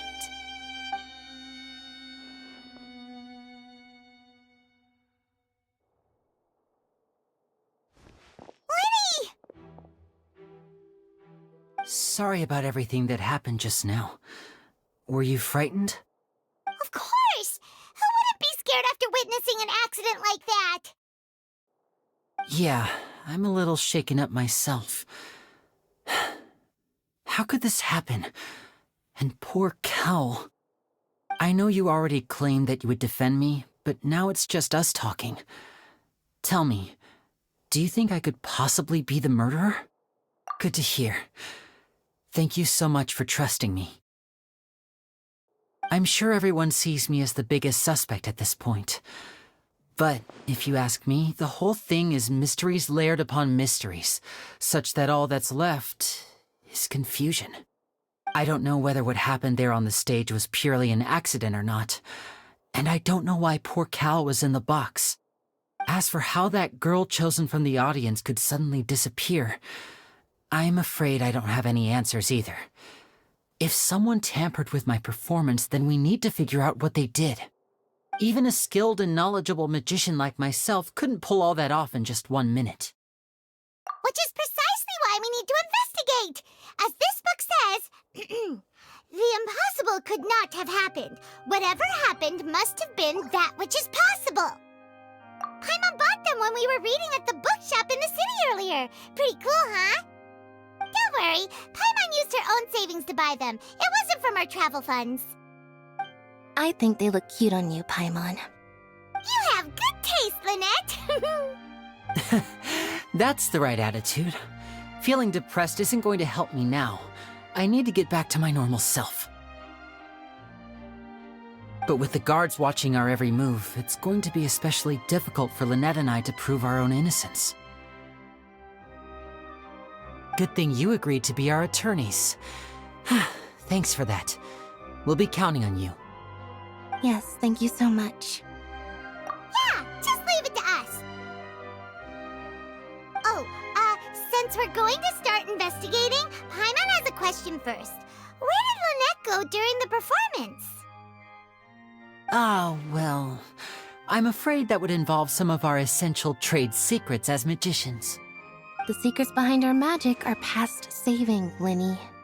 I suppose you're right. The truth behind our tricks is going to be important evidence that will be weighted during the trial. 'Tis truly a pity. As a magician, our magic show is a work of art. We've poured countless hours and spared no effort in perfecting it.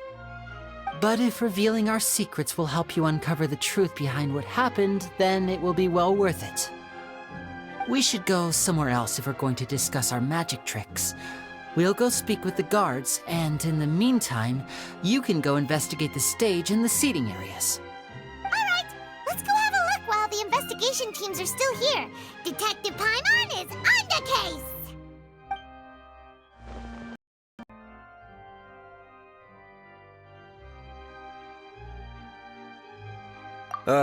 I see. You must be the traveler that Lady Farina mentioned. Listen, I'll be perfectly honest with you. I'd avoid getting mixed up in this whirlpool of a mess if I were you. Huh? What do you mean? Come with me and you'll see. The deceased is one of Linny's assistants, named Cal. Even though he hadn't joined the troupe long, he was hardworking and everyone generally liked him. The assistants are usually in charge of setting up and inspecting the props, as well as assisting with the show and keeping the crowd engaged. As you probably saw when you were in the audience, the water tank suddenly fell and smashed the box with Cowl inside it. This is the real mystery. We've already searched the scene and were unable to find any traces of the girl. However, if you look carefully, the box was positioned directly under the water tank. The ropes holding the tank were then burned by the pyrotechnics on stage, causing them to snap. All these factors lining up so perfectly makes it hard to see this as a mere accident. If anything, the more logical explanation is that the whole incident was intentionally planned, and Linny is the most likely person to have access to— But he doesn't have a motive! Are you both good friends of his? Well, you can't say we're good friends, but we've known each other for a little while. So in just a short time, he was not only able to win your trust, but even convince you to act as his attorneys. I know there's no such thing as magic. The real trick of a magician is holding the audience in the palm of their hand. I've seen a lot of cases, and I can tell you that people are the least reliable kind of evidence. Sorry, I tend to be pretty straightforward. Just know that I'm warning you for your own good. Anyway, you may investigate the scene of the crime yourselves if you're curious. Who knows, maybe you'll be able to come up with some new evidence.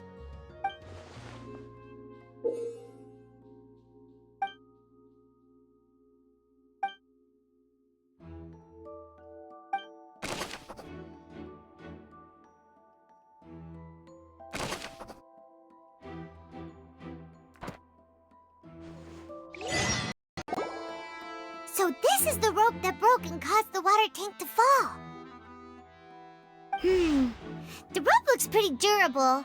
How can it be burned through so quickly by fireworks? Why are you suddenly so serious, Traveler?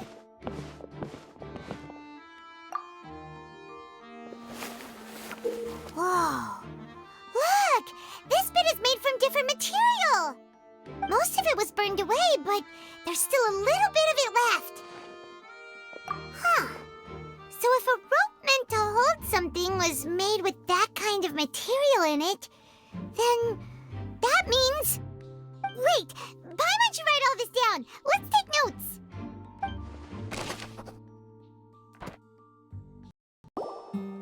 Hello there. What are you investigating? Oh, this location has also been cordoned off because the Magic Troupe members are currently considered prime suspects. The investigation team is still collecting evidence. The seats were all booked in advance, so we were able to deduce the missing woman's identity by checking the guest list. Sure, it's not like this is confidential information. We will publish it later anyway when we petition the public to help us find the missing person. Her name is Halsey. She's a painter from Fontaine who's made a bit of a name for herself. Apparently, she wasn't a regular at the Opera House, but she'd been feeling some pressure with her work lately, which made her decide to come see the magic show.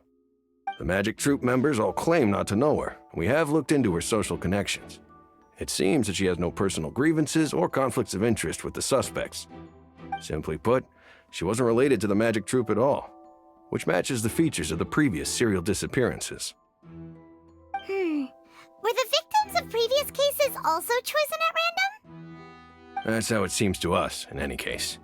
Apart from the fact that they were all young women of around the same age range, there really weren't any other connections between them. Okay then. No need to be so formal. If you do happen to see the missing girl, please be sure to contact us. It is of utmost importance that we get to the bottom of these disappearances.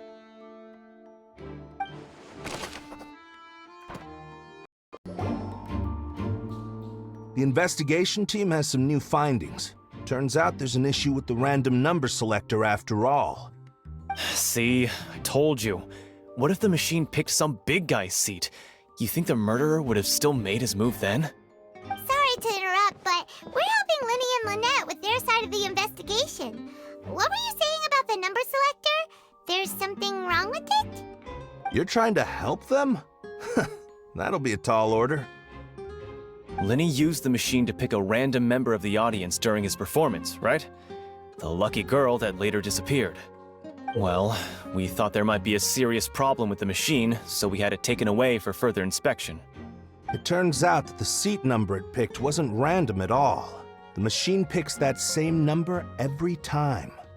I'm sure you already know that you have to make a reservation in advance to get a seat, regardless of whether it's a trial or some performance. In other words, Linny knew who would be sitting where from the very beginning. That much checks out. Linny reserved our seats for us, too. Bet you see why I was saying it'd be tough to make a case for Linny. Even though it's bad for Linny's case, Paimon had better write it down. I see that you're investigating the area. Well, it just so happens that I'm interested too. If you find any new and interesting leads, be sure to share them with me, all right? We don't have too many thoughts yet. Then why don't I tell you my hypothesis first? The way I see it. And I'll start it with that loud thud. The thud? Oh, you mean the sound that happened during the countdown? Yes, exactly. It wasn't terribly loud, but I suspect that most people heard it. It's just that everyone was awaiting the results of Linny's trick with bated breath, so no one paid it much mind. But now that the incident has happened, the thud has become an important clue. That makes sense. So, what do you make of it? I'm of the opinion that it may have been the sound of Linny's accomplice, Lynette perhaps, jumping atop the water tank or something like that. And when the pyrotechnics went off, she cut the rope, sending the water tank crashing down. But wasn't the noise we heard too loud for that? Perhaps the balance wasn't right, leading to a particularly rough landing. Well, that's true. I suppose I must reconsider. That does remind Paimon, though. What was with that sound?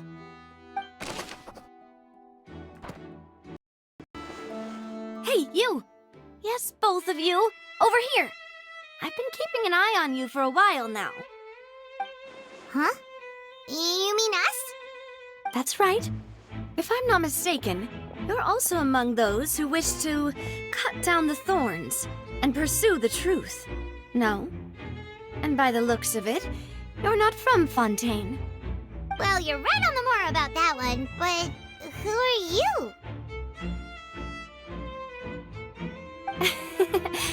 Have you never heard of the Spina di Rosula? From mediating disputes and providing protection to solving conundrums, you name it, Spina di Rosula does it. And I, Navia, have the honor of being its renowned president. Though those who play by our rules call me boss. I'm Silver, her attendant. Pleased to meet you. And I'm Melus. Demoiselle's various daily needs and affairs are under my purview. Huh? Boss? Demoiselle? What gives with the names? Well, I am the second generation president. Melus and the others are still used to my previous title. My apologies, Demoiselle. Should you prefer, boss, I will endeavor to use that instead. No, no need. You don't have to call me boss. Just Navia is fine. Okay, if you say so. Not that we're members of Spina di Rosula anyway. All merely trifling details. Never mind. Now, back to the situation at hand. That's right. I've always kept an eye on the serial disappearance cases. My interest stems from a matter back from my father's time. Judging from the look of things, I find Linny an unlikely mastermind. Really? We think so too! That's why we're looking for clues now. But how did you come to that conclusion? Intuition, naturally. My unparalleled intuition. Farina sure was quick to point the finger at Linny without any decisive evidence whatsoever, wasn't she? But that's not uncommon for her. If you remember, the Justice had to interrupt her and ask if she was pressing charges just to keep her from getting carried away. Anyway, a trial begins the moment someone levels charges. And, of course, there was no way Farina was going to back down in that situation. Sounds more like you just don't trust the Hydro Archon. Well, what's your opinion? I must admit that she can be interesting at times, but liking her doesn't mean that I'll blindly agree with her. All right, I've answered your question. Now, it's time you answer mine. Wait a minute, did that answer count? Well, I say it does. But don't worry, you won't hear any pointless questions from me. In your opinion, do you think it's right to treat a trial like it's an opera?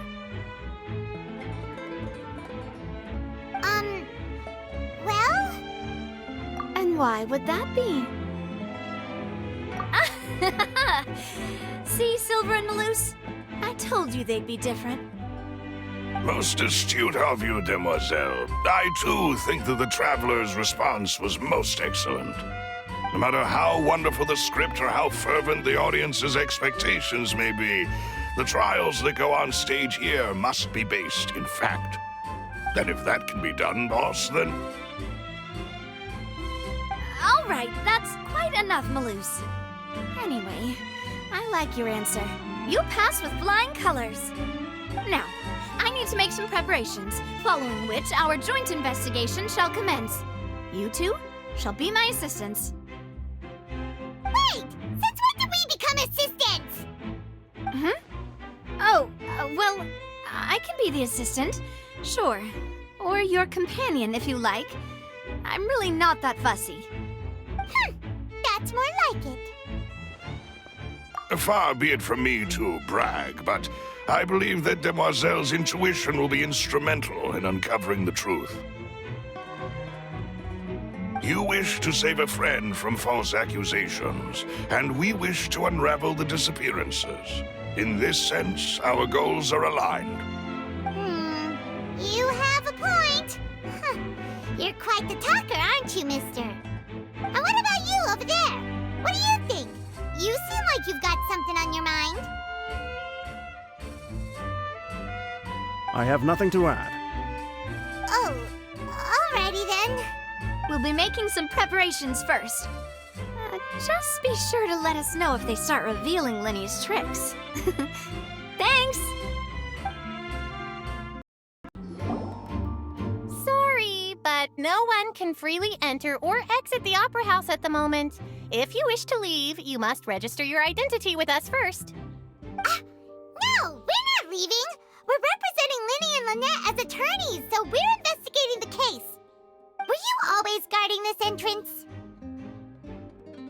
Yes. After the Chief Justice gave the order, everyone coming in or out must undergo a strict inspection.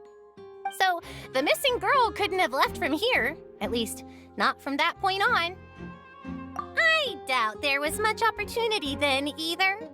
How can you be so sure, Well, because I was in charge of security near the entrance at that time.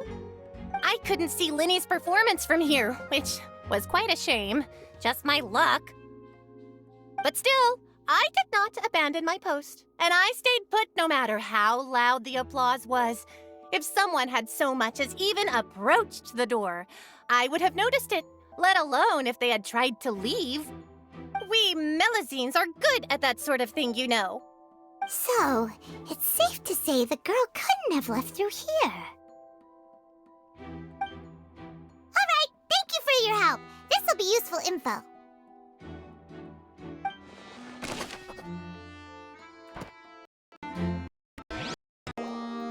Understood. Then I will be going with you. Just so you're aware, I will be monitoring your actions and making notes as necessary. Very good. Thanks for being so agreeable. I'd pull a rose out of my hat as a gift for you if I could. You may spare the pleasantries. I'm just doing my job. You've arrived. Who's this? Me? I'm Spina di Rosula's guardian angel. If you've got a problem, I've got the firepower. Sorry, I got a little carried away there. Call me Navia. I'm a partner of theirs, and will be helping investigate this whole situation. And these are my companions. Would you mind if they join as well? Fine by me. Oh, new helpers? I would be most grateful. Well, let's just say we're tagging along. It's not every day you get to see the secrets behind magic performed on such a large scale. I appreciate your kind interest. Come with me. We'll be heading below stage. Huh? Below stage? Yes, a world of secrets is hidden beneath this magic box, prepared specifically for this switcheroo trick. But before I reveal everything, you should have a look first. Notice anything strange here?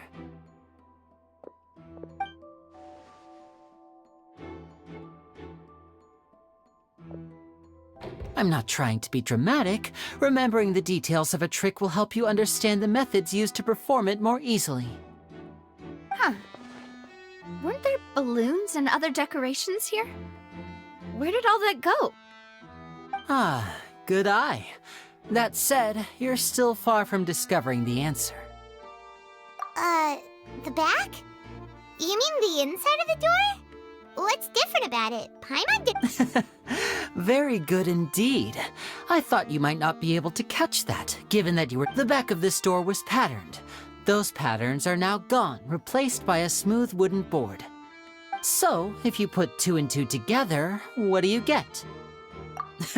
Exactly. All right, let's go. I'll tell you how it works as we head down. Oh, so there was a passageway under the magic box! I knew you'd figure out most of it as soon as you saw this place. The 2 magic boxes are positioned right above the 2 entrances of the tunnel. See this flatbed trolley? The box with the lucky audience member in it would be shuttled over to the other side using the trolley.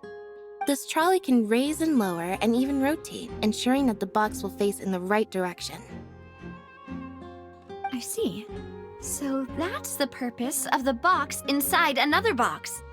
Precisely. The inner box would descend after the audience member was put inside and be moved along the trolley, all while the outer box would remain on stage as if nothing had ever changed. So that's how you did it! Once the box was lowered, the trolley would store some energy through this device here, with which it would complete the rest of the steps. The audience member would only be able to feel some slight movements in the dark, and by the time she walked out, she would already be back on stage. Right! You were talking that whole time, and you even came out for a moment near the end! Ah, yes. A phonograph operated by Lynette was used to achieve that effect. My assistant and I had already scripted our conversation beforehand. When the countdown began, I had already gone to the opposite box via a tunnel using that ladder. And what about Lynette? Where was she? I was in the mezzanine space in the back of the box. Oh, interesting! That's how we were able to coordinate Linny's lines with the assistant. And, by the way, I was the one who walked out of the box at the end. I mean, we are twins. All it takes is a change of clothes and no one can tell who's who. And that's my favorite part of this trick. Only Lynette and I can perform it. So that's how it all worked! Wow, every detail you revealed was more amazing than the last! Lynette would briefly walk out of the box and then go back in, jumping into the tunnel and escaping before the box on the trolley could finish ascending. And then I walk out of the other box in the audience area, and the trick would be complete. The operative word here being would.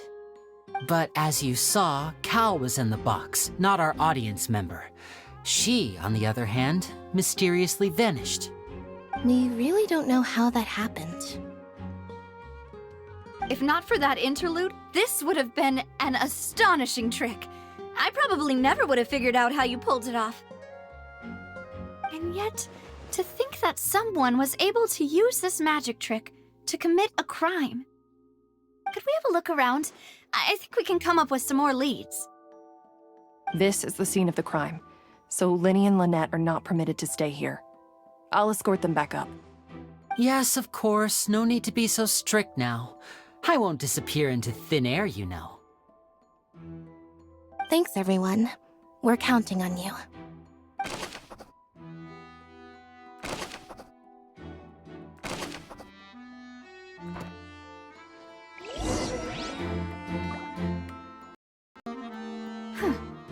What's this? Looks like a hook tied to the end of a rope. Huh? There's all kinds of odds and ends here. Perhaps it was a prop for a different trick. But why would it have been left here? Whatever it is, let's make a note of it first.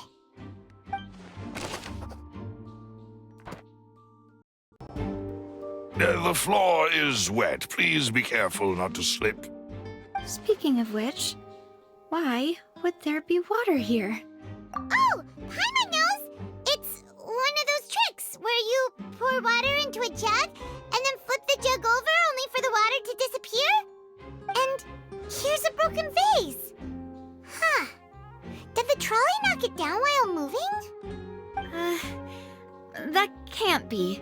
The trolley moves along tracks from start to finish.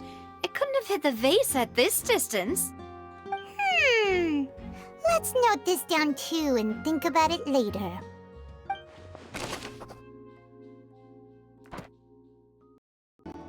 Oh, these are the clothes that the lady chosen from the audience was wearing, right? Her clothes are here, but she's nowhere to be found. Right. And do you really need to do that if you're kidnapping them? Ugh, this is so confusing. Paimon doesn't want to be a detective anymore.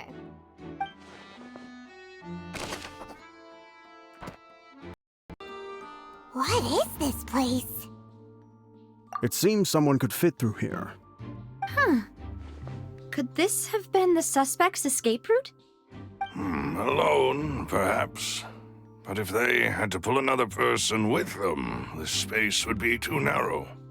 But there are no other ways in or out of here. Oh, you're right! Let Paimon write that down.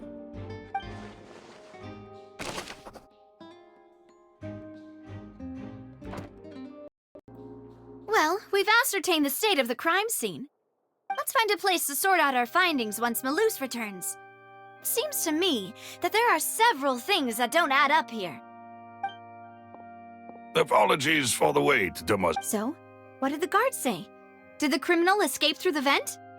They believe the odds of that are very low, since the vent leads to the Opera House's basement. The guards have checked the area carefully. No one left through the basement during the performance or after the incident, and no one was found hiding there. So the tunnels become like a secret chamber then! You know, like the kind you usually see in novels! The plot thickens. Halsey's disappearance and Cowell's death are both quite inexplicable. No wonder Farina was so confident in her accusation. All the current evidence points toward Linny and Lynette. In other words, the charges are very likely to be upheld unless we make some considerable progress. Charges and then trial. So if the charges are upheld, they'll announce a sentence? That's right. This is how a trial goes in the Opera House. During the proceedings, the Chief Justice and the Oratrice will hear statements from both sides. That's right. This is how indemnitium is produced. The statements from both sides, the defenses from attorneys, witness testimonies, and even the audience's emotions will all be projected on the Oratrice. To put it simply, it's as if the Oratrice has its own will, and is a judge in its own right. This also precludes any kind of favoritism on the part of the Chief Justice. Not that this has ever happened anyway. Once both sides have finished speaking, the Chief Justice will make his final decision. This, too, will be used by the Oratrice as a reference. Then, finally, the Oratrice will be consulted by officials. The result it returns is the will of justice itself. Huh? So that machine is the one that actually decides? Paimon thought Neverlet called the shots. In practice, there is very little difference. Both have always come to the same judgment, which is why people have great faith in the Chief Justice. Ah, yes, the guards also asked me to convey that none of us will be allowed to leave this place before the trial. Huh? Why? Because we've chosen to act as the twins' proxies. That makes us persons related to the case. They're concerned that we might be colluding with outside parties, or that we might find outside help to disrupt the case. And even if that were not so, it could prove problematic if we happen to spread key information about the case ahead of time. I'm ready to break out at any time. Whoa! There's no need for that! Paimon thinks they have a point. That said, are they providing food? Of course. I just hope you don't mind the lack of options. I'm afraid that catering to all tastes is not in the cards, nor is any guarantee of balanced nutrition. In that case, let's just sort out our findings together here. Pity. I was hoping to take you to try some of Fontaine's famous desserts, too. I mean, what better way to properly think through our findings than over some tea and sweets? Huh. Breaking out suddenly doesn't seem like such a bad idea after all. Just kidding! Paimon will still do her best, even if there are no snacks. What do you mean, no snacks? Of course we'll have snacks. If we cannot buy some, then we'll simply make some. Huh? Here? But how? Understood, Demoiselle. Everyone, please come with me.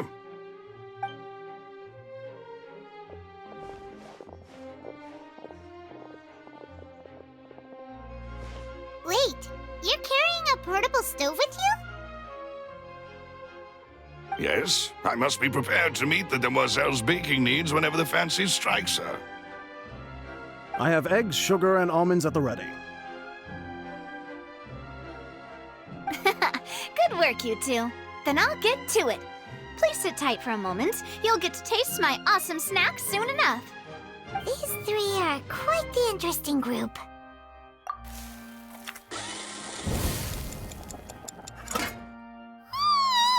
And Paimon thought it smelled good while it was still in the oven! Oh, it's even better now. Paimon can't stop drooling.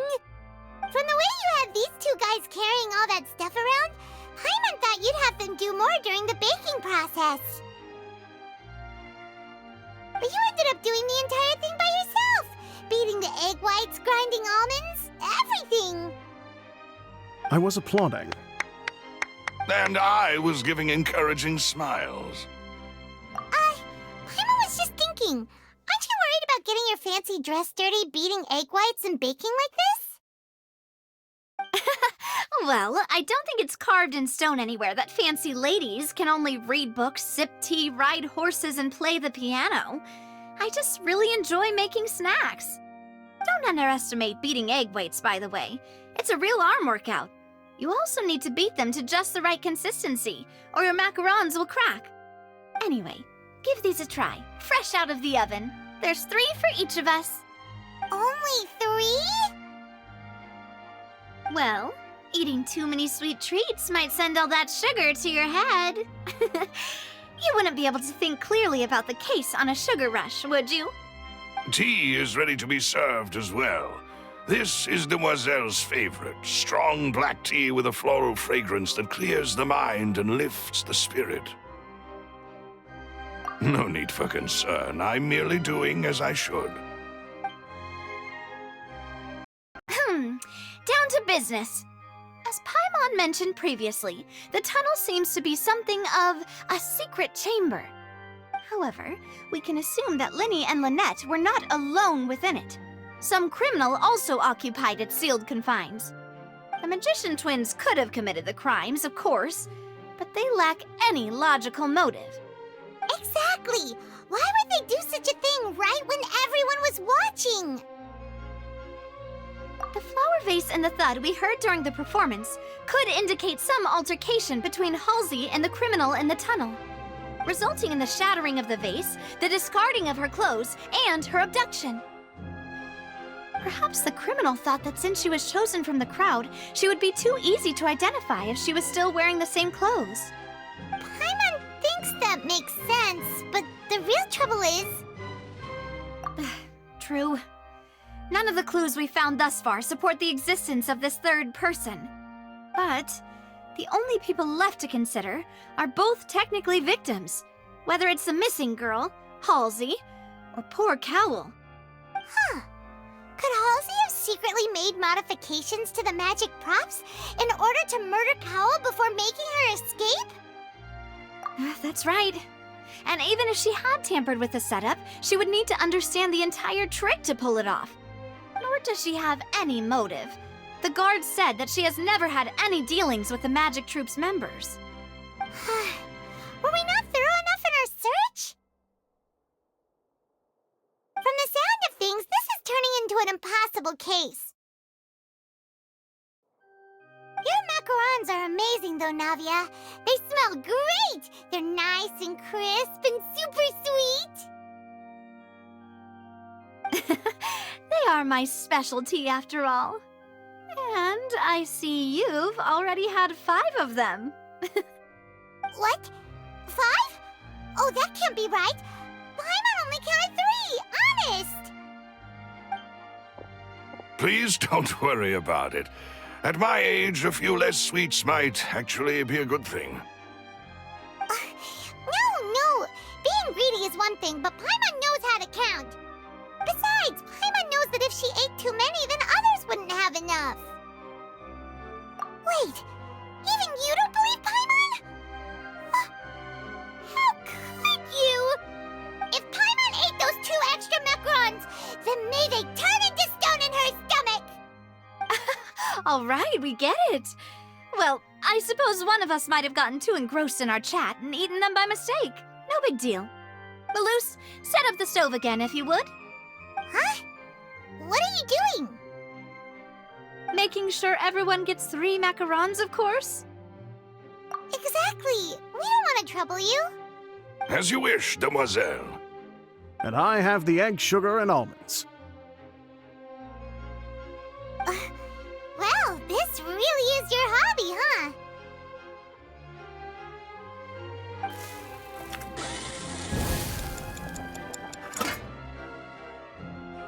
Well, that's it for snack time. I'm going to have another look around the area. I don't know what we're looking for yet, but we've still got some time. As attorneys, I suggest the 2 of you think the case over again. It would be awkward if you got all tongue-tied on stage during the trial. All right, thanks for your help, and for the snacks. It was nothing. A small task for the Spina di Rosula. Silver, Maloose, it's time to go. I'll be back if I find anything new.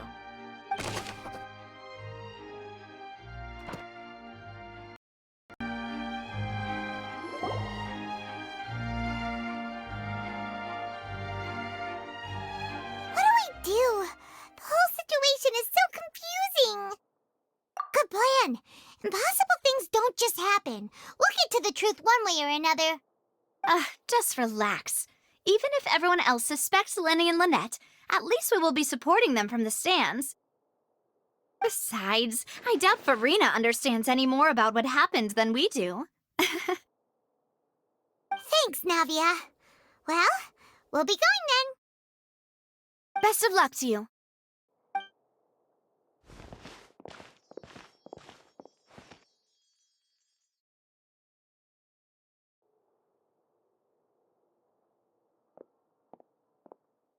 Ah, finally, you're back. Well, how did your investigation go? To be honest, you might be disappointed. No. We're already very grateful that you were willing to help. Well now, don't you all look disappointed. Don't tell me that your investigation came up empty-handed. That was to be expected, of course. The guilty can never produce proof of their innocence. But don't let that stop you. I shall be terribly disappointed should you, my most anticipated foe, concede so easily. Since both parties are present, I declare that the trial regarding the magic show incident is now in session.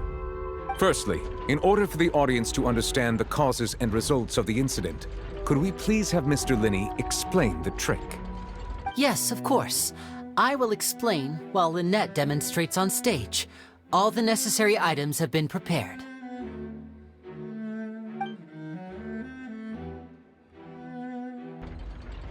Thank you, Mr. Linney. In that case, I take your statement to be that you ran to and remained hidden within the magic box in the audience stands once the trick began, and thus could not have committed the crime. Is this correct? Yes, that's correct, Your Honor. In that case, I call upon the prosecution. Lady Farina, do you wish to refute his statement in any way? Why, of course I do. Allow me to take the first shot and break this case wide open. Mr. Linney is clearly lying. There is no way you could have been in the box the whole time if you were to abduct Halsey and murder Cowell. In fact, I'd say you were hardly in that tunnel at all. That is simply your hypothesis based on the presumption that I'm guilty. Oh, is that so? And if I may ask, what did you hear while you were inside your box? The roaring countdown of the crowd, of course. That's how I kept track of the time and built anticipation for the finale. And you didn't hear anything else at all? Nothing that might leave an impression of any kind? No, nothing. I see. But when the count reached 30 seconds or so, there was a thud. One so loud that I believe practically everyone heard it. Huh? Hey, hang on! Something's not right here.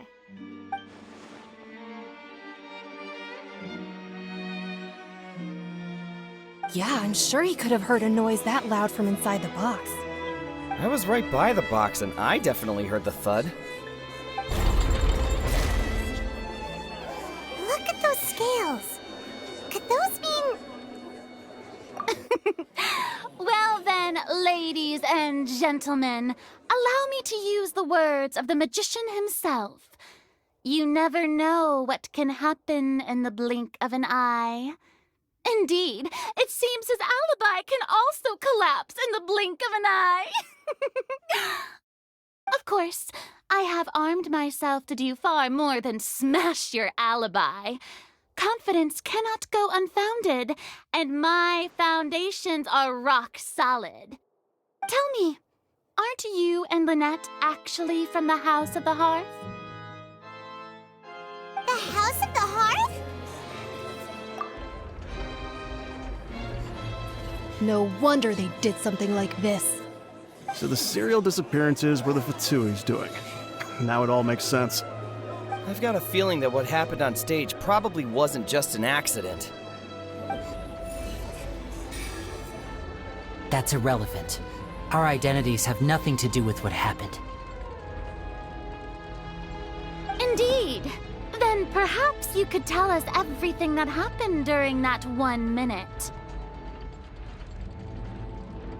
Your first priority is to prove yourself innocent, after all.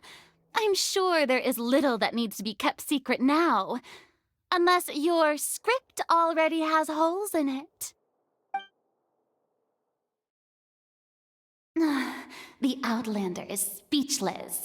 My, oh my, don't they look flabbergasted? Now comes the infighting and discord, I suppose. This was almost too easy. Good thing I made all those preparations. Seems the all-nighter I pulled last night is really paying off. Hey, Linny! Why didn't you tell us this before?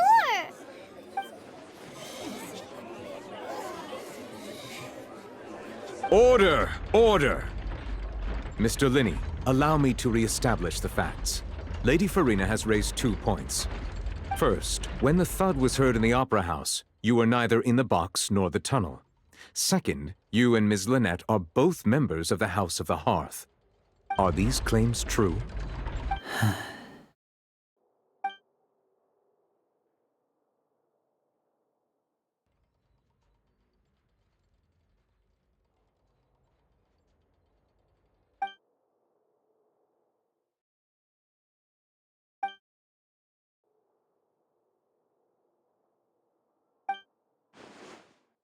Please answer my question, Mr. Linney. I'm sorry. Yes, they're true, Your Honor.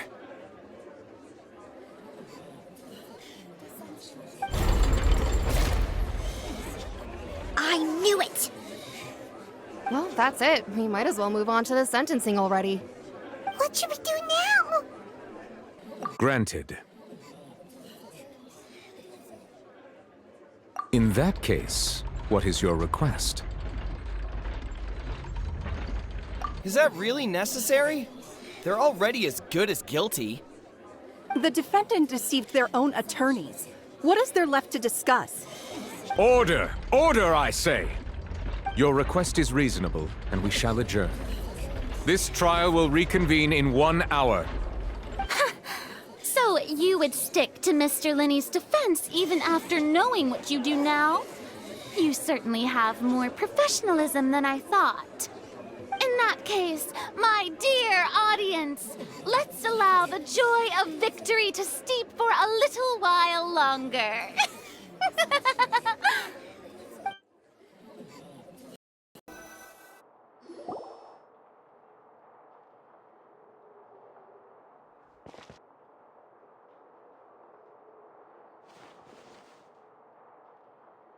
Well, this is awkward.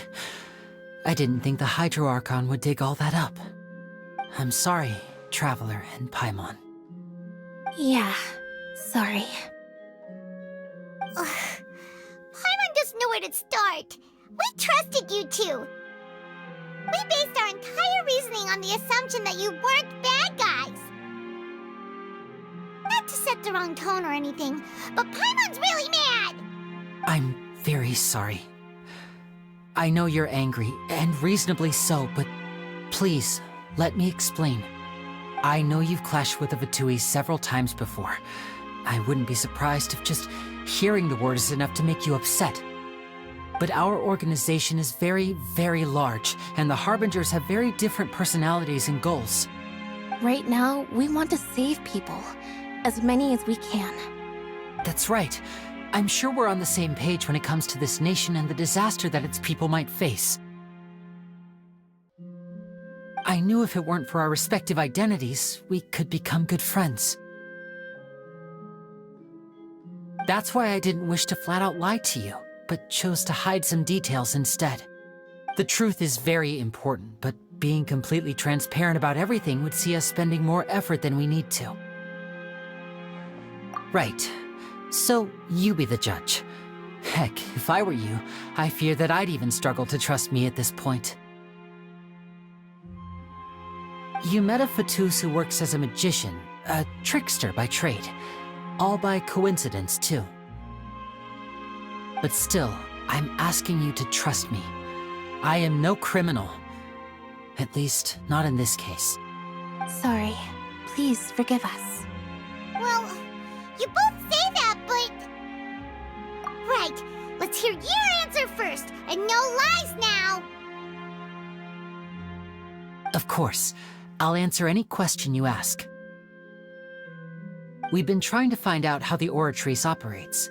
We want to know why it has a consciousness. Why can it deliver sentences accurately? During our investigations, we learned that the machine's core is beneath it.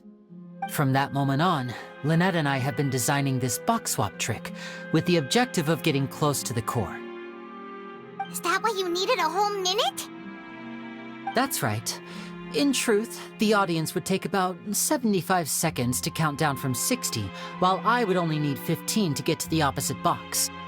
So, after jumping into the tunnel, I accessed the Opera House basement via the vent and went to investigate the room in which the core is stored.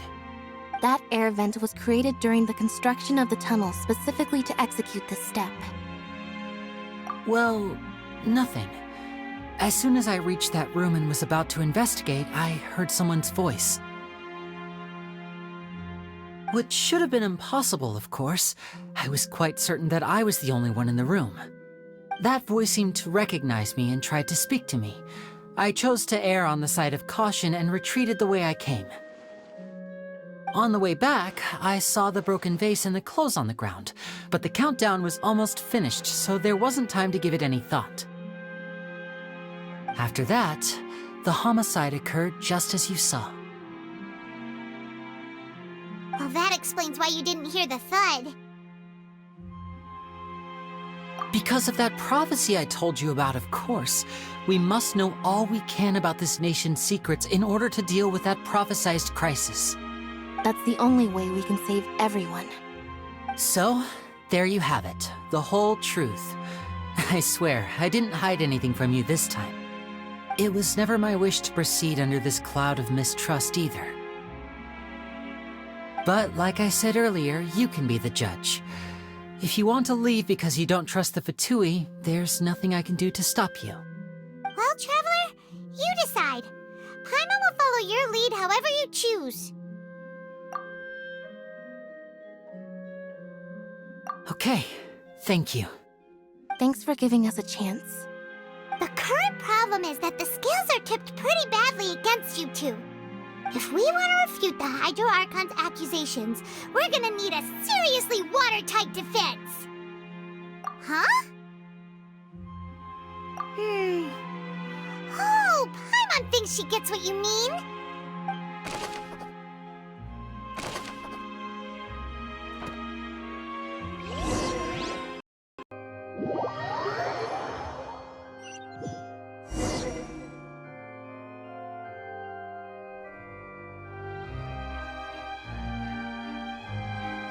Both parties have returned to their positions.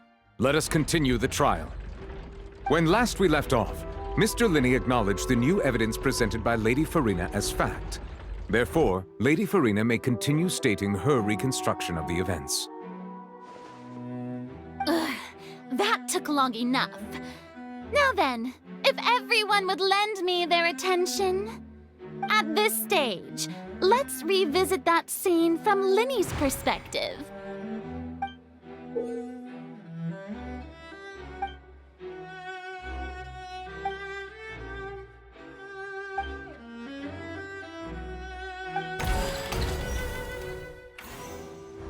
As the countdown began, he entered the tunnel.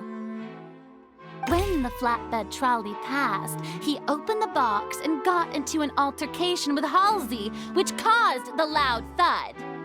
He did not realize that this sound could be heard by everyone in the Opera House, which is why he claimed earlier that he could not hear the sound. Finally, he used the vase to knock her out, before making her change clothes to prevent others from recognizing her. At this time, Cowell arrived in the tunnel, having heard that strange noise, and caught Linney red-handed. So Linney proceeded to knock him out too before stuffing him into that box. Afterward, Linney passed the unconscious Halsey to his accomplice through the magic box in the audience stands, before operating the devices such that Cowell's death would be ruled an accident. And there you have it. That's the truth behind what happened. Does the defendant's side have any objections to Lady Farina's description of the events? The key to refuting Lady Farina is the order of events, what Linney experienced, and what he saw.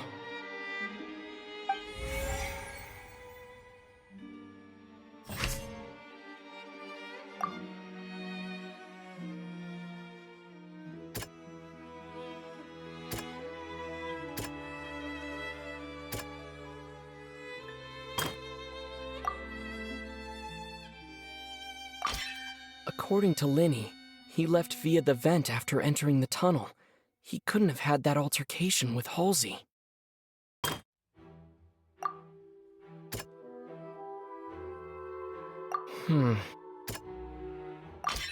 Linny went to the room that contains the Oratrice's core. This is the actual truth.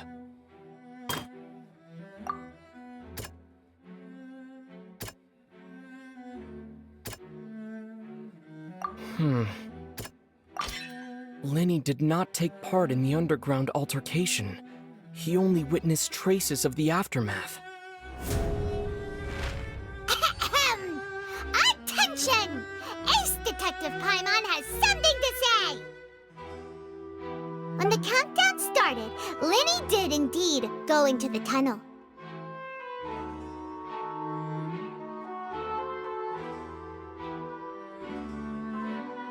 But he immediately used a vent to access the Opera House basement, which is where the underground core of the Oratrice is stored.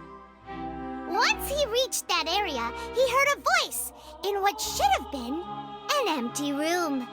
Since he felt something was amiss, he returned immediately. The crime scene had already developed by the time he reached the tunnel again, and in order to complete the magic trick, he did not remain there for any length of time. Finally, he reached the surface, and that was when the accident happened from his point of view. Therefore, he's innocent!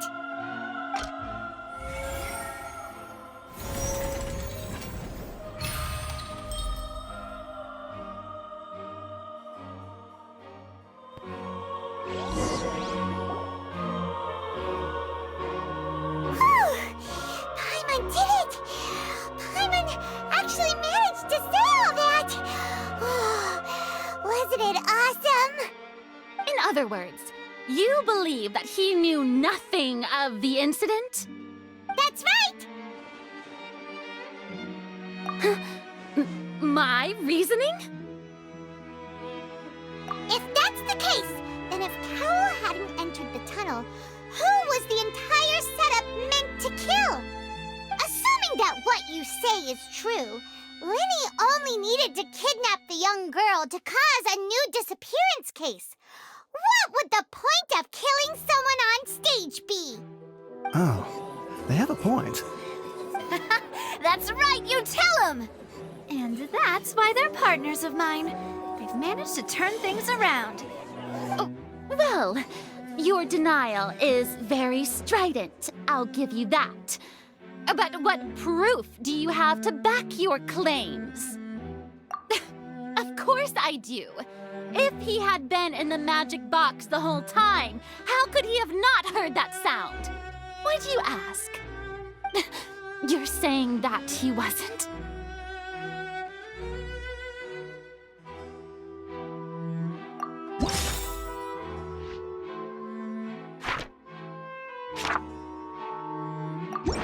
Are you sure we don't need to give this more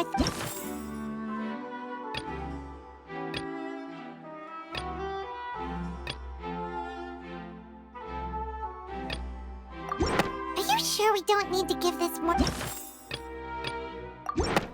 That's right! Linny wasn't in the box or in the tunnel. That's why he didn't hear anything strange during the performance. This means that when the crime happened, Linny had already entered the basement via the vent. The same clue you used to disprove his alibi has now become the best proof! How do you like that? Well played. To think you'd use such logic. Well then, if it wasn't Linny who committed the crimes, then who was it?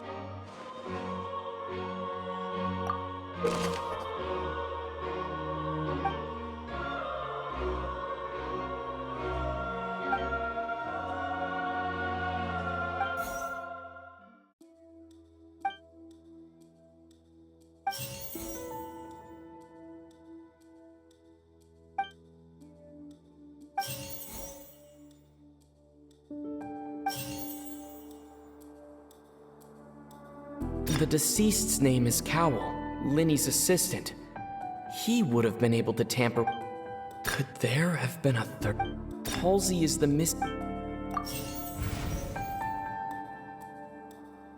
The deceased's name.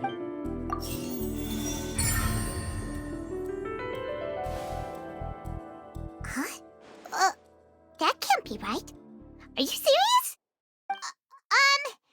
The killer was, in fact, Cowl, the deceased! Oh, is that so? How interesting! Let's hear your reasoning then. What I must do next is recreate the truth. What Cowl did, and how he went from would-be perpetrator to victim. No one entered or left. The deceased's name is Halsey's clothing with the sound we heard may have come from a clap. Linny was not in the tunnel at that It would have been tough for both people to fit into that vent. They would likely have... No one entered or... The deceased's name is... Halsey's clothing was in...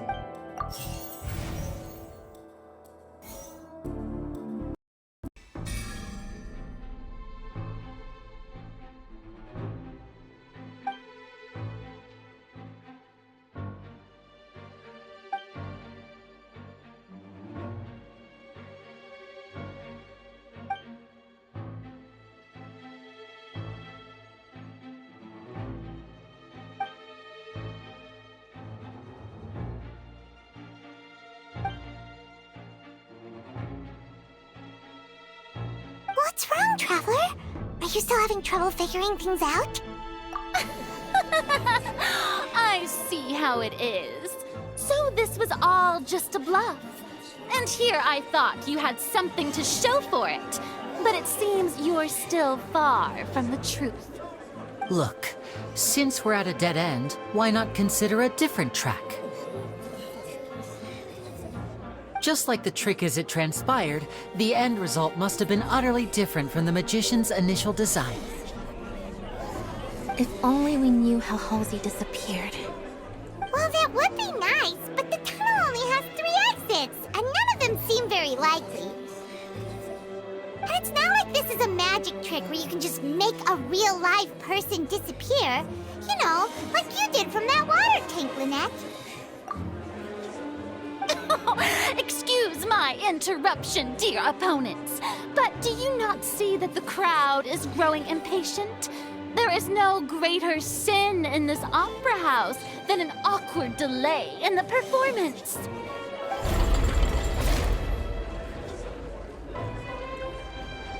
If the defense is unable to make further effective arguments, we will move on to the next stage of the trial. Linny was not in the tunnel at that moment, which gave our criminal ample time. The sound we heard may have come from a clash between the missing Halsey and the criminal. The deceased's name is Cowl, Linny's assistant. He would have been able to tamper with the equipment. The vase was not broken by chance.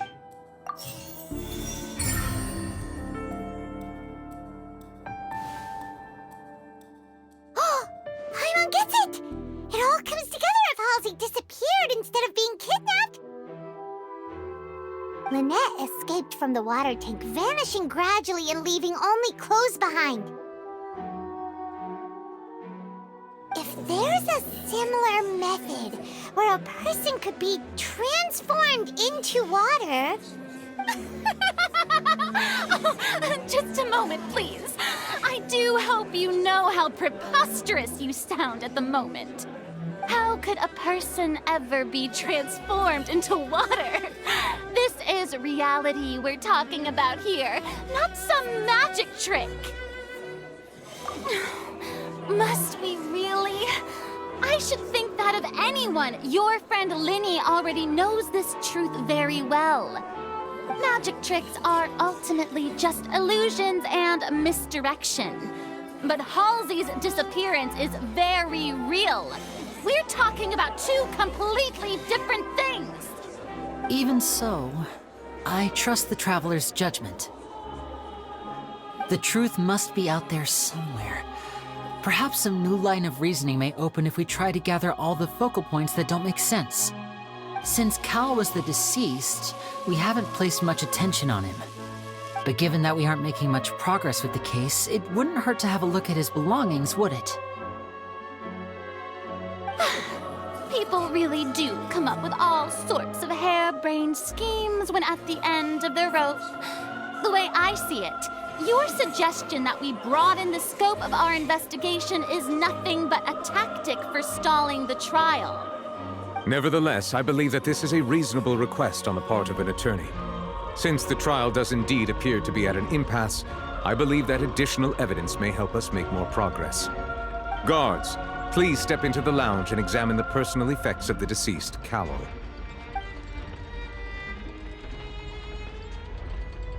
We are still examining the items, but we have already made critical progress that we feel must be shared with everyone post-haste. We discovered several test tubes of fluid within Cowell's baggage, each labeled separately. The notebook in his backpack claims that these fluids are water from the primordial sea. The primordial sea? The note's contents also indicate that Cowell belonged to an organization that sells illegal drugs and that he had an accomplice. The notebook has many entries concerning safe usage of these fluids, in which the keyword dissolve appears many times. One of these tubes was labeled Opera Epiclese, along with yesterday's date. It is empty. The notes also state that these dissolution properties work exclusively on people from Fontaine. It's likely that Halsey was chosen as some sort of test subject. As such, we believe that the defense's hypothesis is, in fact, supported by sufficient evidence. You've got to be kidding! People dissolving into water? Could something so ridiculous actually be true? Wait a moment. This reminds me of a certain prophecy, but it's just a coincidence, isn't it? Huh. If people can become water, does that mean that the water tank's real use was as a means to hide water stains? And if Cowell was targeting that girl... Wait just a minute. Could that mean... You two, with me, quick! Demoiselle, wait! What about your partners? Let's go. Just trust me. Order! Order! It is undeniable that further examination of the deceased's personal effects has yielded some surprising results, but we cannot yet verify the veracity of these clues. Still, let us assume that these clues are indeed authentic, albeit with the understanding that Ms. Halsey has yet to be found. Guards, please continue examining the items along these lines. Mr. Linney, it appears your hypothesis is supported by the evidence, so please continue speaking. Of course. Thank you, Your Honor. If we uphold this hypothesis, I believe that many of this case's seemingly unrelated clues can be connected together. Right! Like the metal hook! That one didn't make sense at all. Let's think about this. Cowell's methods must have something to do with that water from the primordial sea.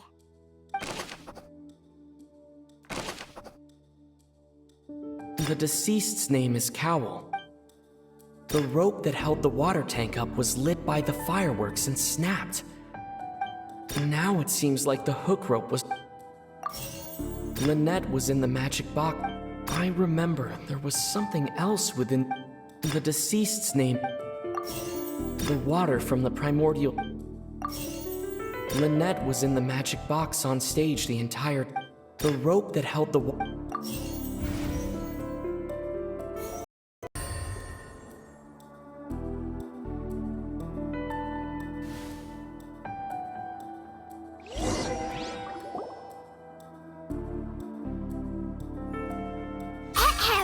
It's Ace Detective Paimon's time to shine again!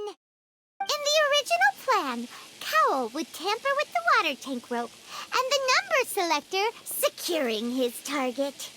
When the magic box containing Halsey was lowered, the metal hook would retract gradually and pierce the balloon at the top of the box. When the balloon attached to the box popped, the water from the primordial seed inside it would pour down and dissolve Halsey.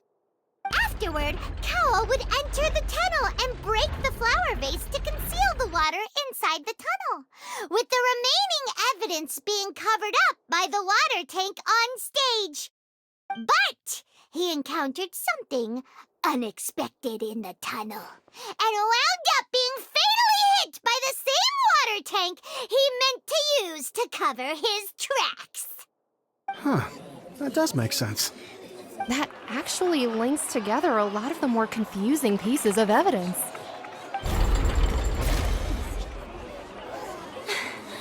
Oh dear, what do I do? Even I think they sound convincing now. Have I falsely accused an innocent person? What a humiliation. Now, it seems like the only point of contention remaining is the exact circumstances that led to Cal's death. His notes mentioned he had an accomplice who could be related to the situation.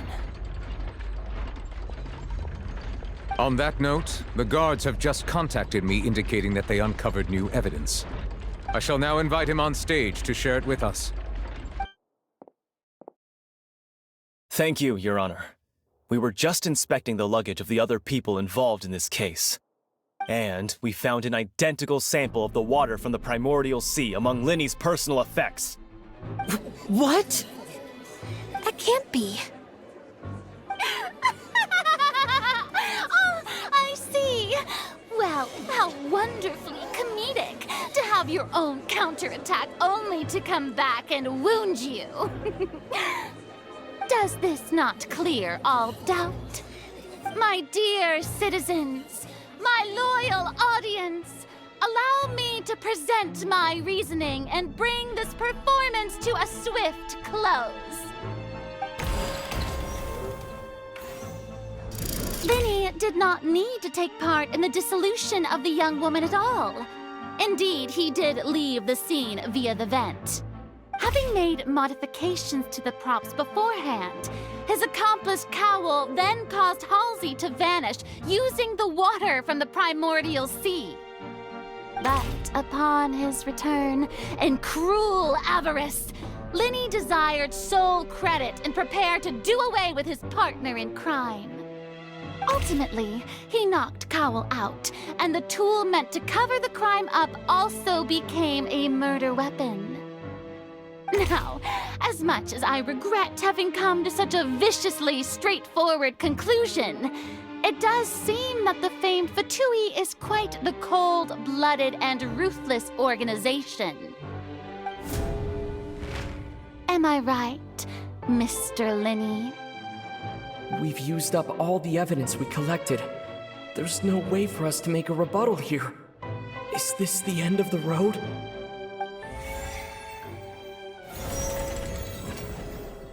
Oh no! Paimon can't think of anything either. It doesn't look like there's any way around this. Seems using the water as new evidence was too good a move. Why did this have to happen now? I think we've all seen enough now, and we have ample witnesses to my flawless reasoning. I believe this is indeed the finale. Now then, my good, noble Chief Justice, should we not, in your view, Excuse me, everyone, but I must interject. Miss, I must ask you not to shout, and to respect the ongoing legal proceedings. Oh, come on. Don't be hasty. I have a good reason for interrupting, you know. Now, would anyone here like to take a little break from all this debate and see a little magic? I'll show you an amazing trick. One that can bring a young woman who has disappeared back in the flesh, right before your very eyes. Please, do the honors, Mr. Linny, if you would be so kind. What in the world is she saying? No offense, miss, but miracles like that are beyond my scope as a magician.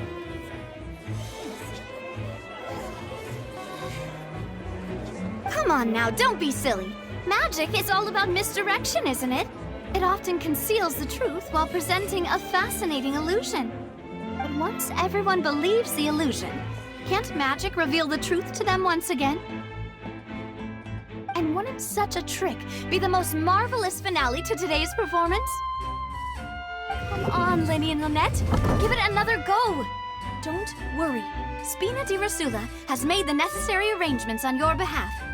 But as the magic makers and stars of the show, I think I should leave the final performance to you. I understand.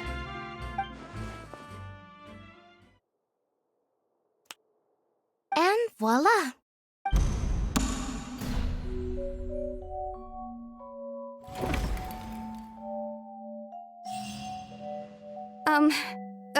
Sorry for the interruption. Wait, isn't that Halsey?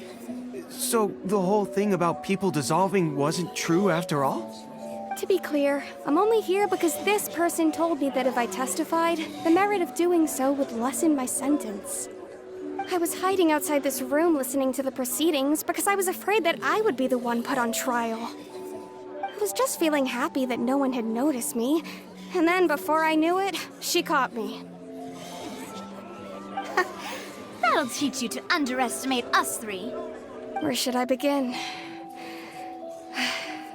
I'm sorry. I'm the one who killed Cowell.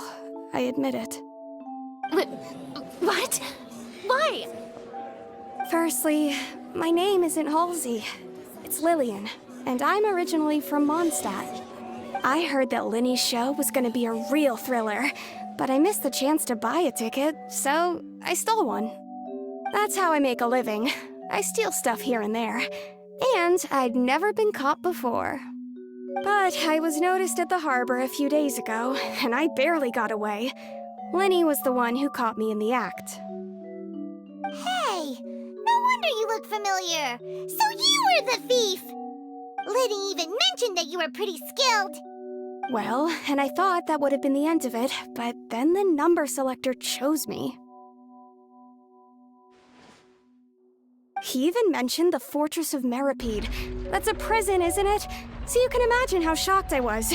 I thought he was onto me for sure. So I played along with the show while looking for an opening to flee, but then I got water poured on me for no reason, and then someone jumped into the tunnel to nab me. I wasn't going to take that lying down, so I knocked him out and stuffed him into the box. There was nowhere to run from there, though, so I had to change my clothes and hide in a box containing performance costumes. I slipped out after the first guard arrived at the scene and continued hiding inside the opera house. Can a person even hide in there? But I swear I didn't know that the water tank would fall down. Really, I swear it. Had I known that, I wouldn't have put him in the magic box. I may be a thief, but I'm no killer. Well, that makes everything pretty clear now, doesn't it? This time, we need to tell the entire story from Lily-Ann's perspective.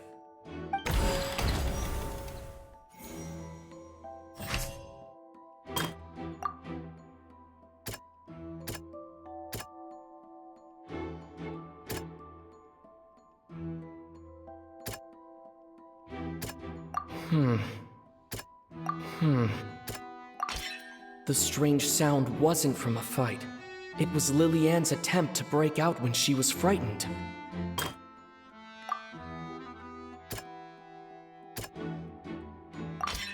The flower vase was not broken to cover anything up, but was smashed during the struggle between Lily-Ann and Cowell.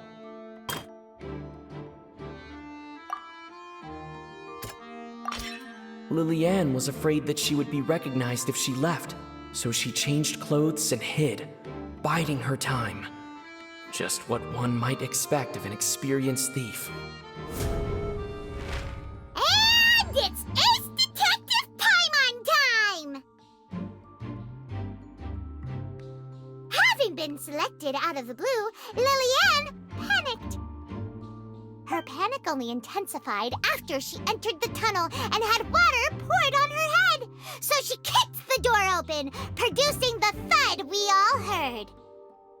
Hearing the commotion, Cowell leapt into the tunnel, only to discover that Lily-Ann had not dissolved.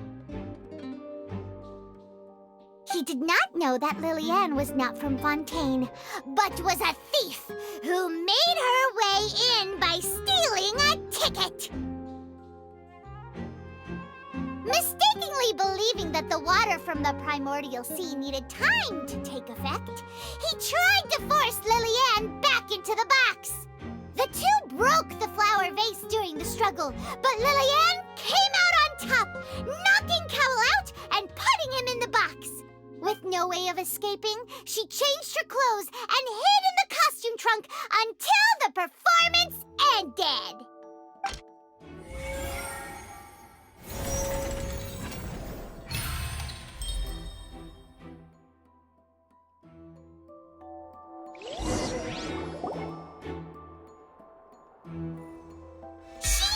That she would have to go through guard inspection if she tried to leave afterward.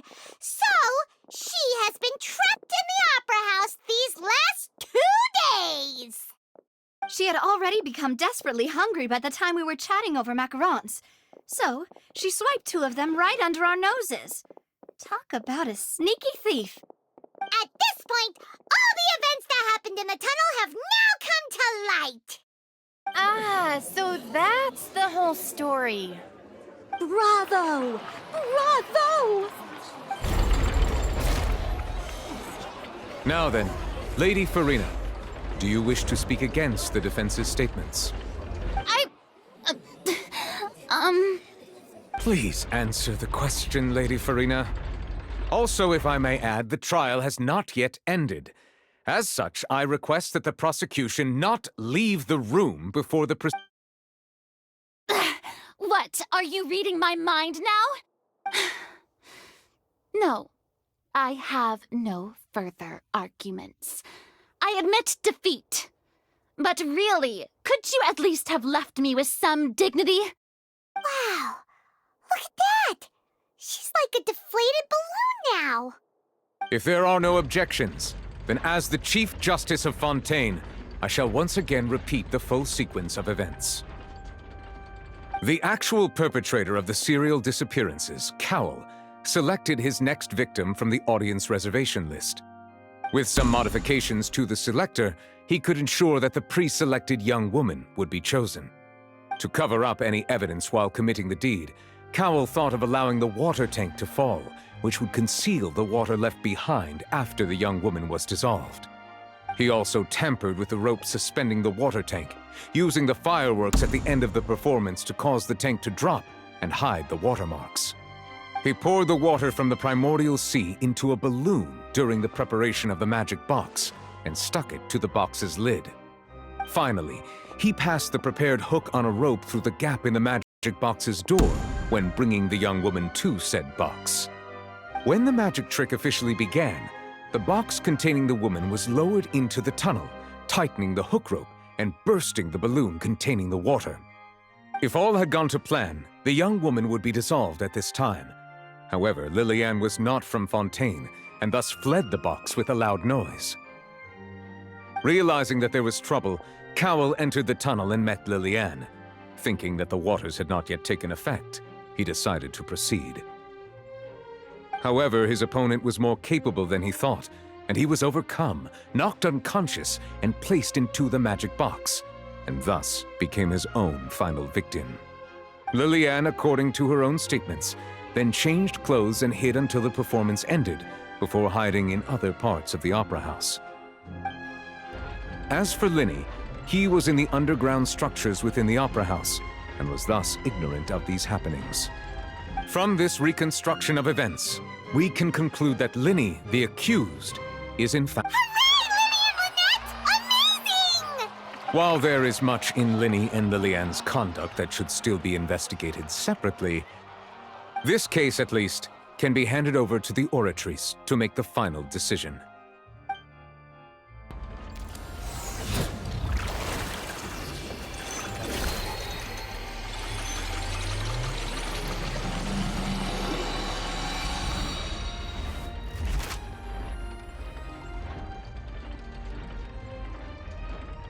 As such, Linny and Lynette are officially declared not guilty.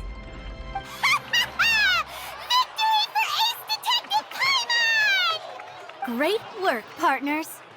Thank you all. Thank you so much. Next, I think we deserve an explanation, Guard Vaughn. How did you find the water from the primordial sea in Linny's baggage? Right! Your discovery caused me to make a serious mistake, you know.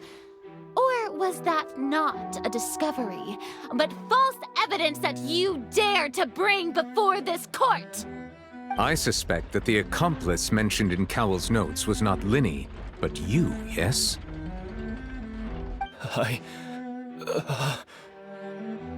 I'm sure you know what you must do to lessen your sentence. Speak quickly! Unless you want to earn yourself a one-way ticket to Coupon Town. I was just following orders. We were supposed to place blame for the serial disappearances onto Linny, and thus cause suspicion to fall on the Fatui. The higher-ups said this was the best opportunity to do so. And now that your plan has fallen through, and the secrets of the water have been revealed, you have become a liability to said higher-ups, yes? Therefore, you would be wise to tell everything you know, and seek the protection of the guards. Yes, I'll tell you everything I know. Our boss discovered that the water can cause people to dissolve. It can also be made into a potion, which when extremely diluted, can cause people to experience unforgettable exhilaration. We've been in this business for a while now, and have made decent more off it. The disappearances were also the boss's idea. I mean, this is the boss we're talking about.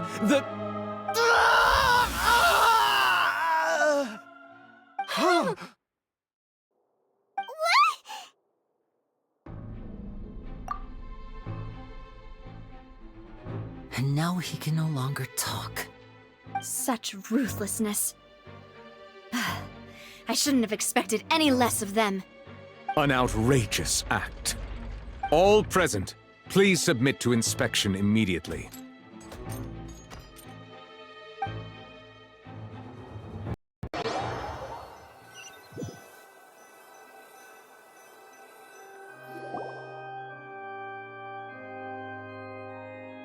So, we're just going back now?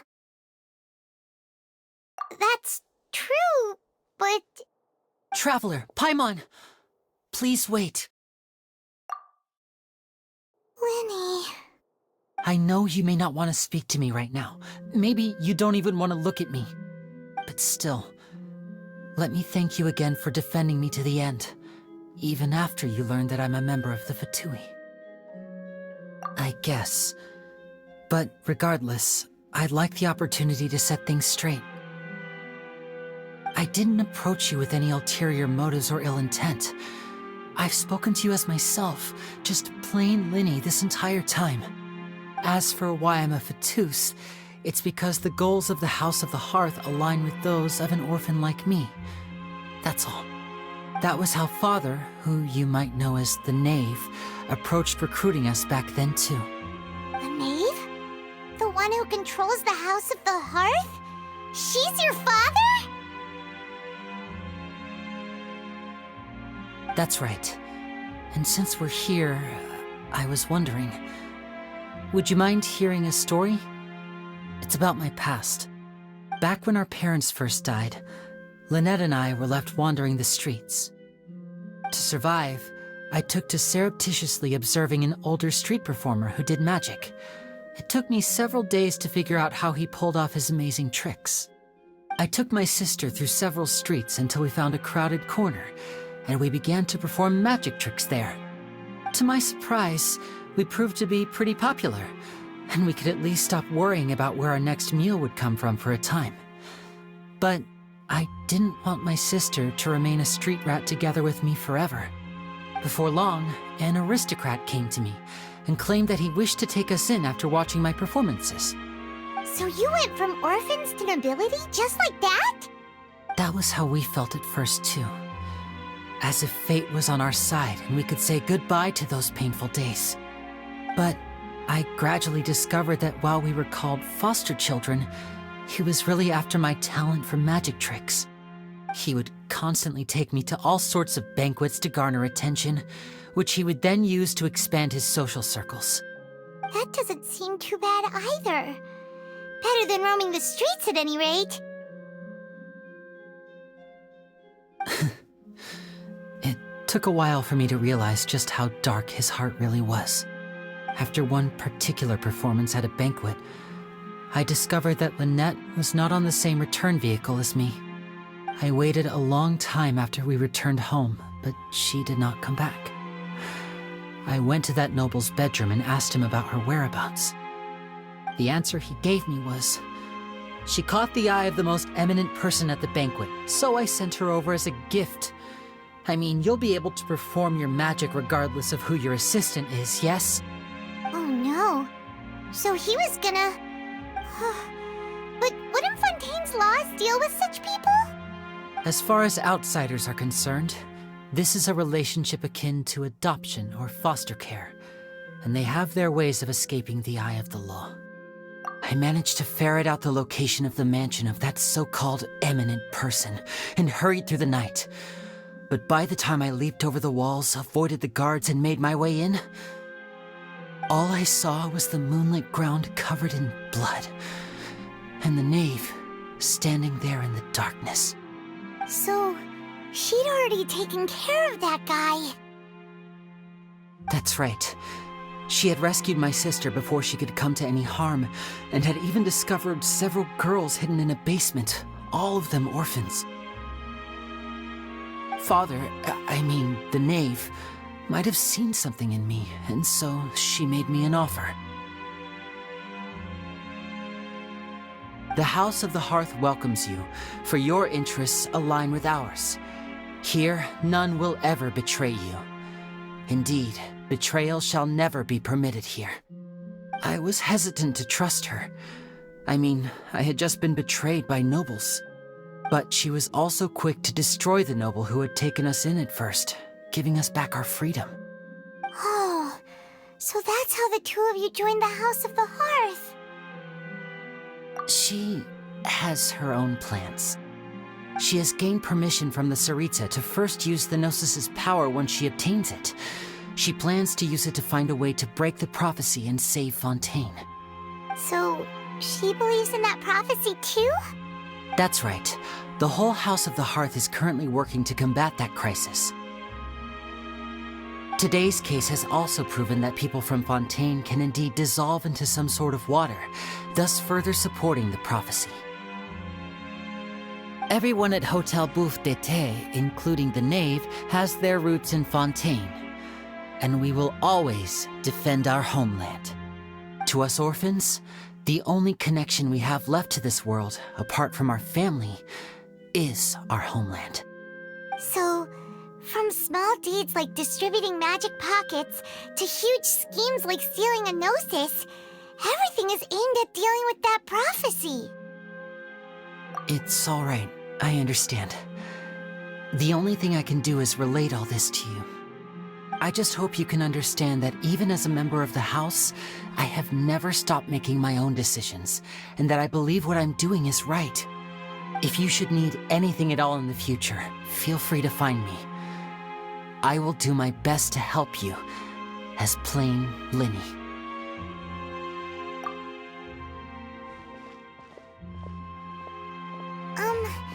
Bye, Linny!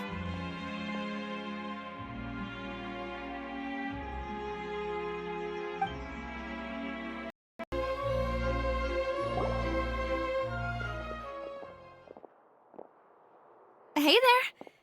What was with the disappearing act you pulled right as the trial ended? Were you looking for us, Navia? Well, this whole thing isn't exactly over, is it? I do feel that we're getting closer to solving the serial disappearances case, though. Don't you think so, too? Huh? What's wrong, my dear partner? Besides, are you sure we're the ones who can crack a case that's been cold for decades now? And given that there's new evidence from the trial, there should be a trail of breadcrumbs for the Hydro Archon's people to follow now, right? Ah. I see. Well, I won't lie. I'm a little shocked to hear that from you. But I suppose you are just travelers who have only arrived in Fontaine after all. Sorry. I might have been too presumptuous. Don't say that, Navia. Aw, and we were having so much fun investigating with you, too. It was like having new waters flowing into a stagnant mire, causing new hope to spring forth, and the reflection in the murk to become clearer. Sorry about that. I'm a bit prone to nostalgia. Don't mind me. Wait, shall we have a farewell meal? You know, to commemorate our time as partners? Huh? Do we really need to get that formal? Well, guess you really did treat us as partners, huh? Well, I'd just like to have a proper ending to every important memory. That way there are no regrets later. Anyway, it would just be a meal, so it shouldn't take up too much of your time. You don't have to twist Paimon's arm. If Boss Navia's treating, count Paimon in! Oh, wonderful. In that case, why don't we return to the Court of Fontaine and head to the Hotel de Boer? I believe we'll make it just in time for dinner. All right then, let's have our farewell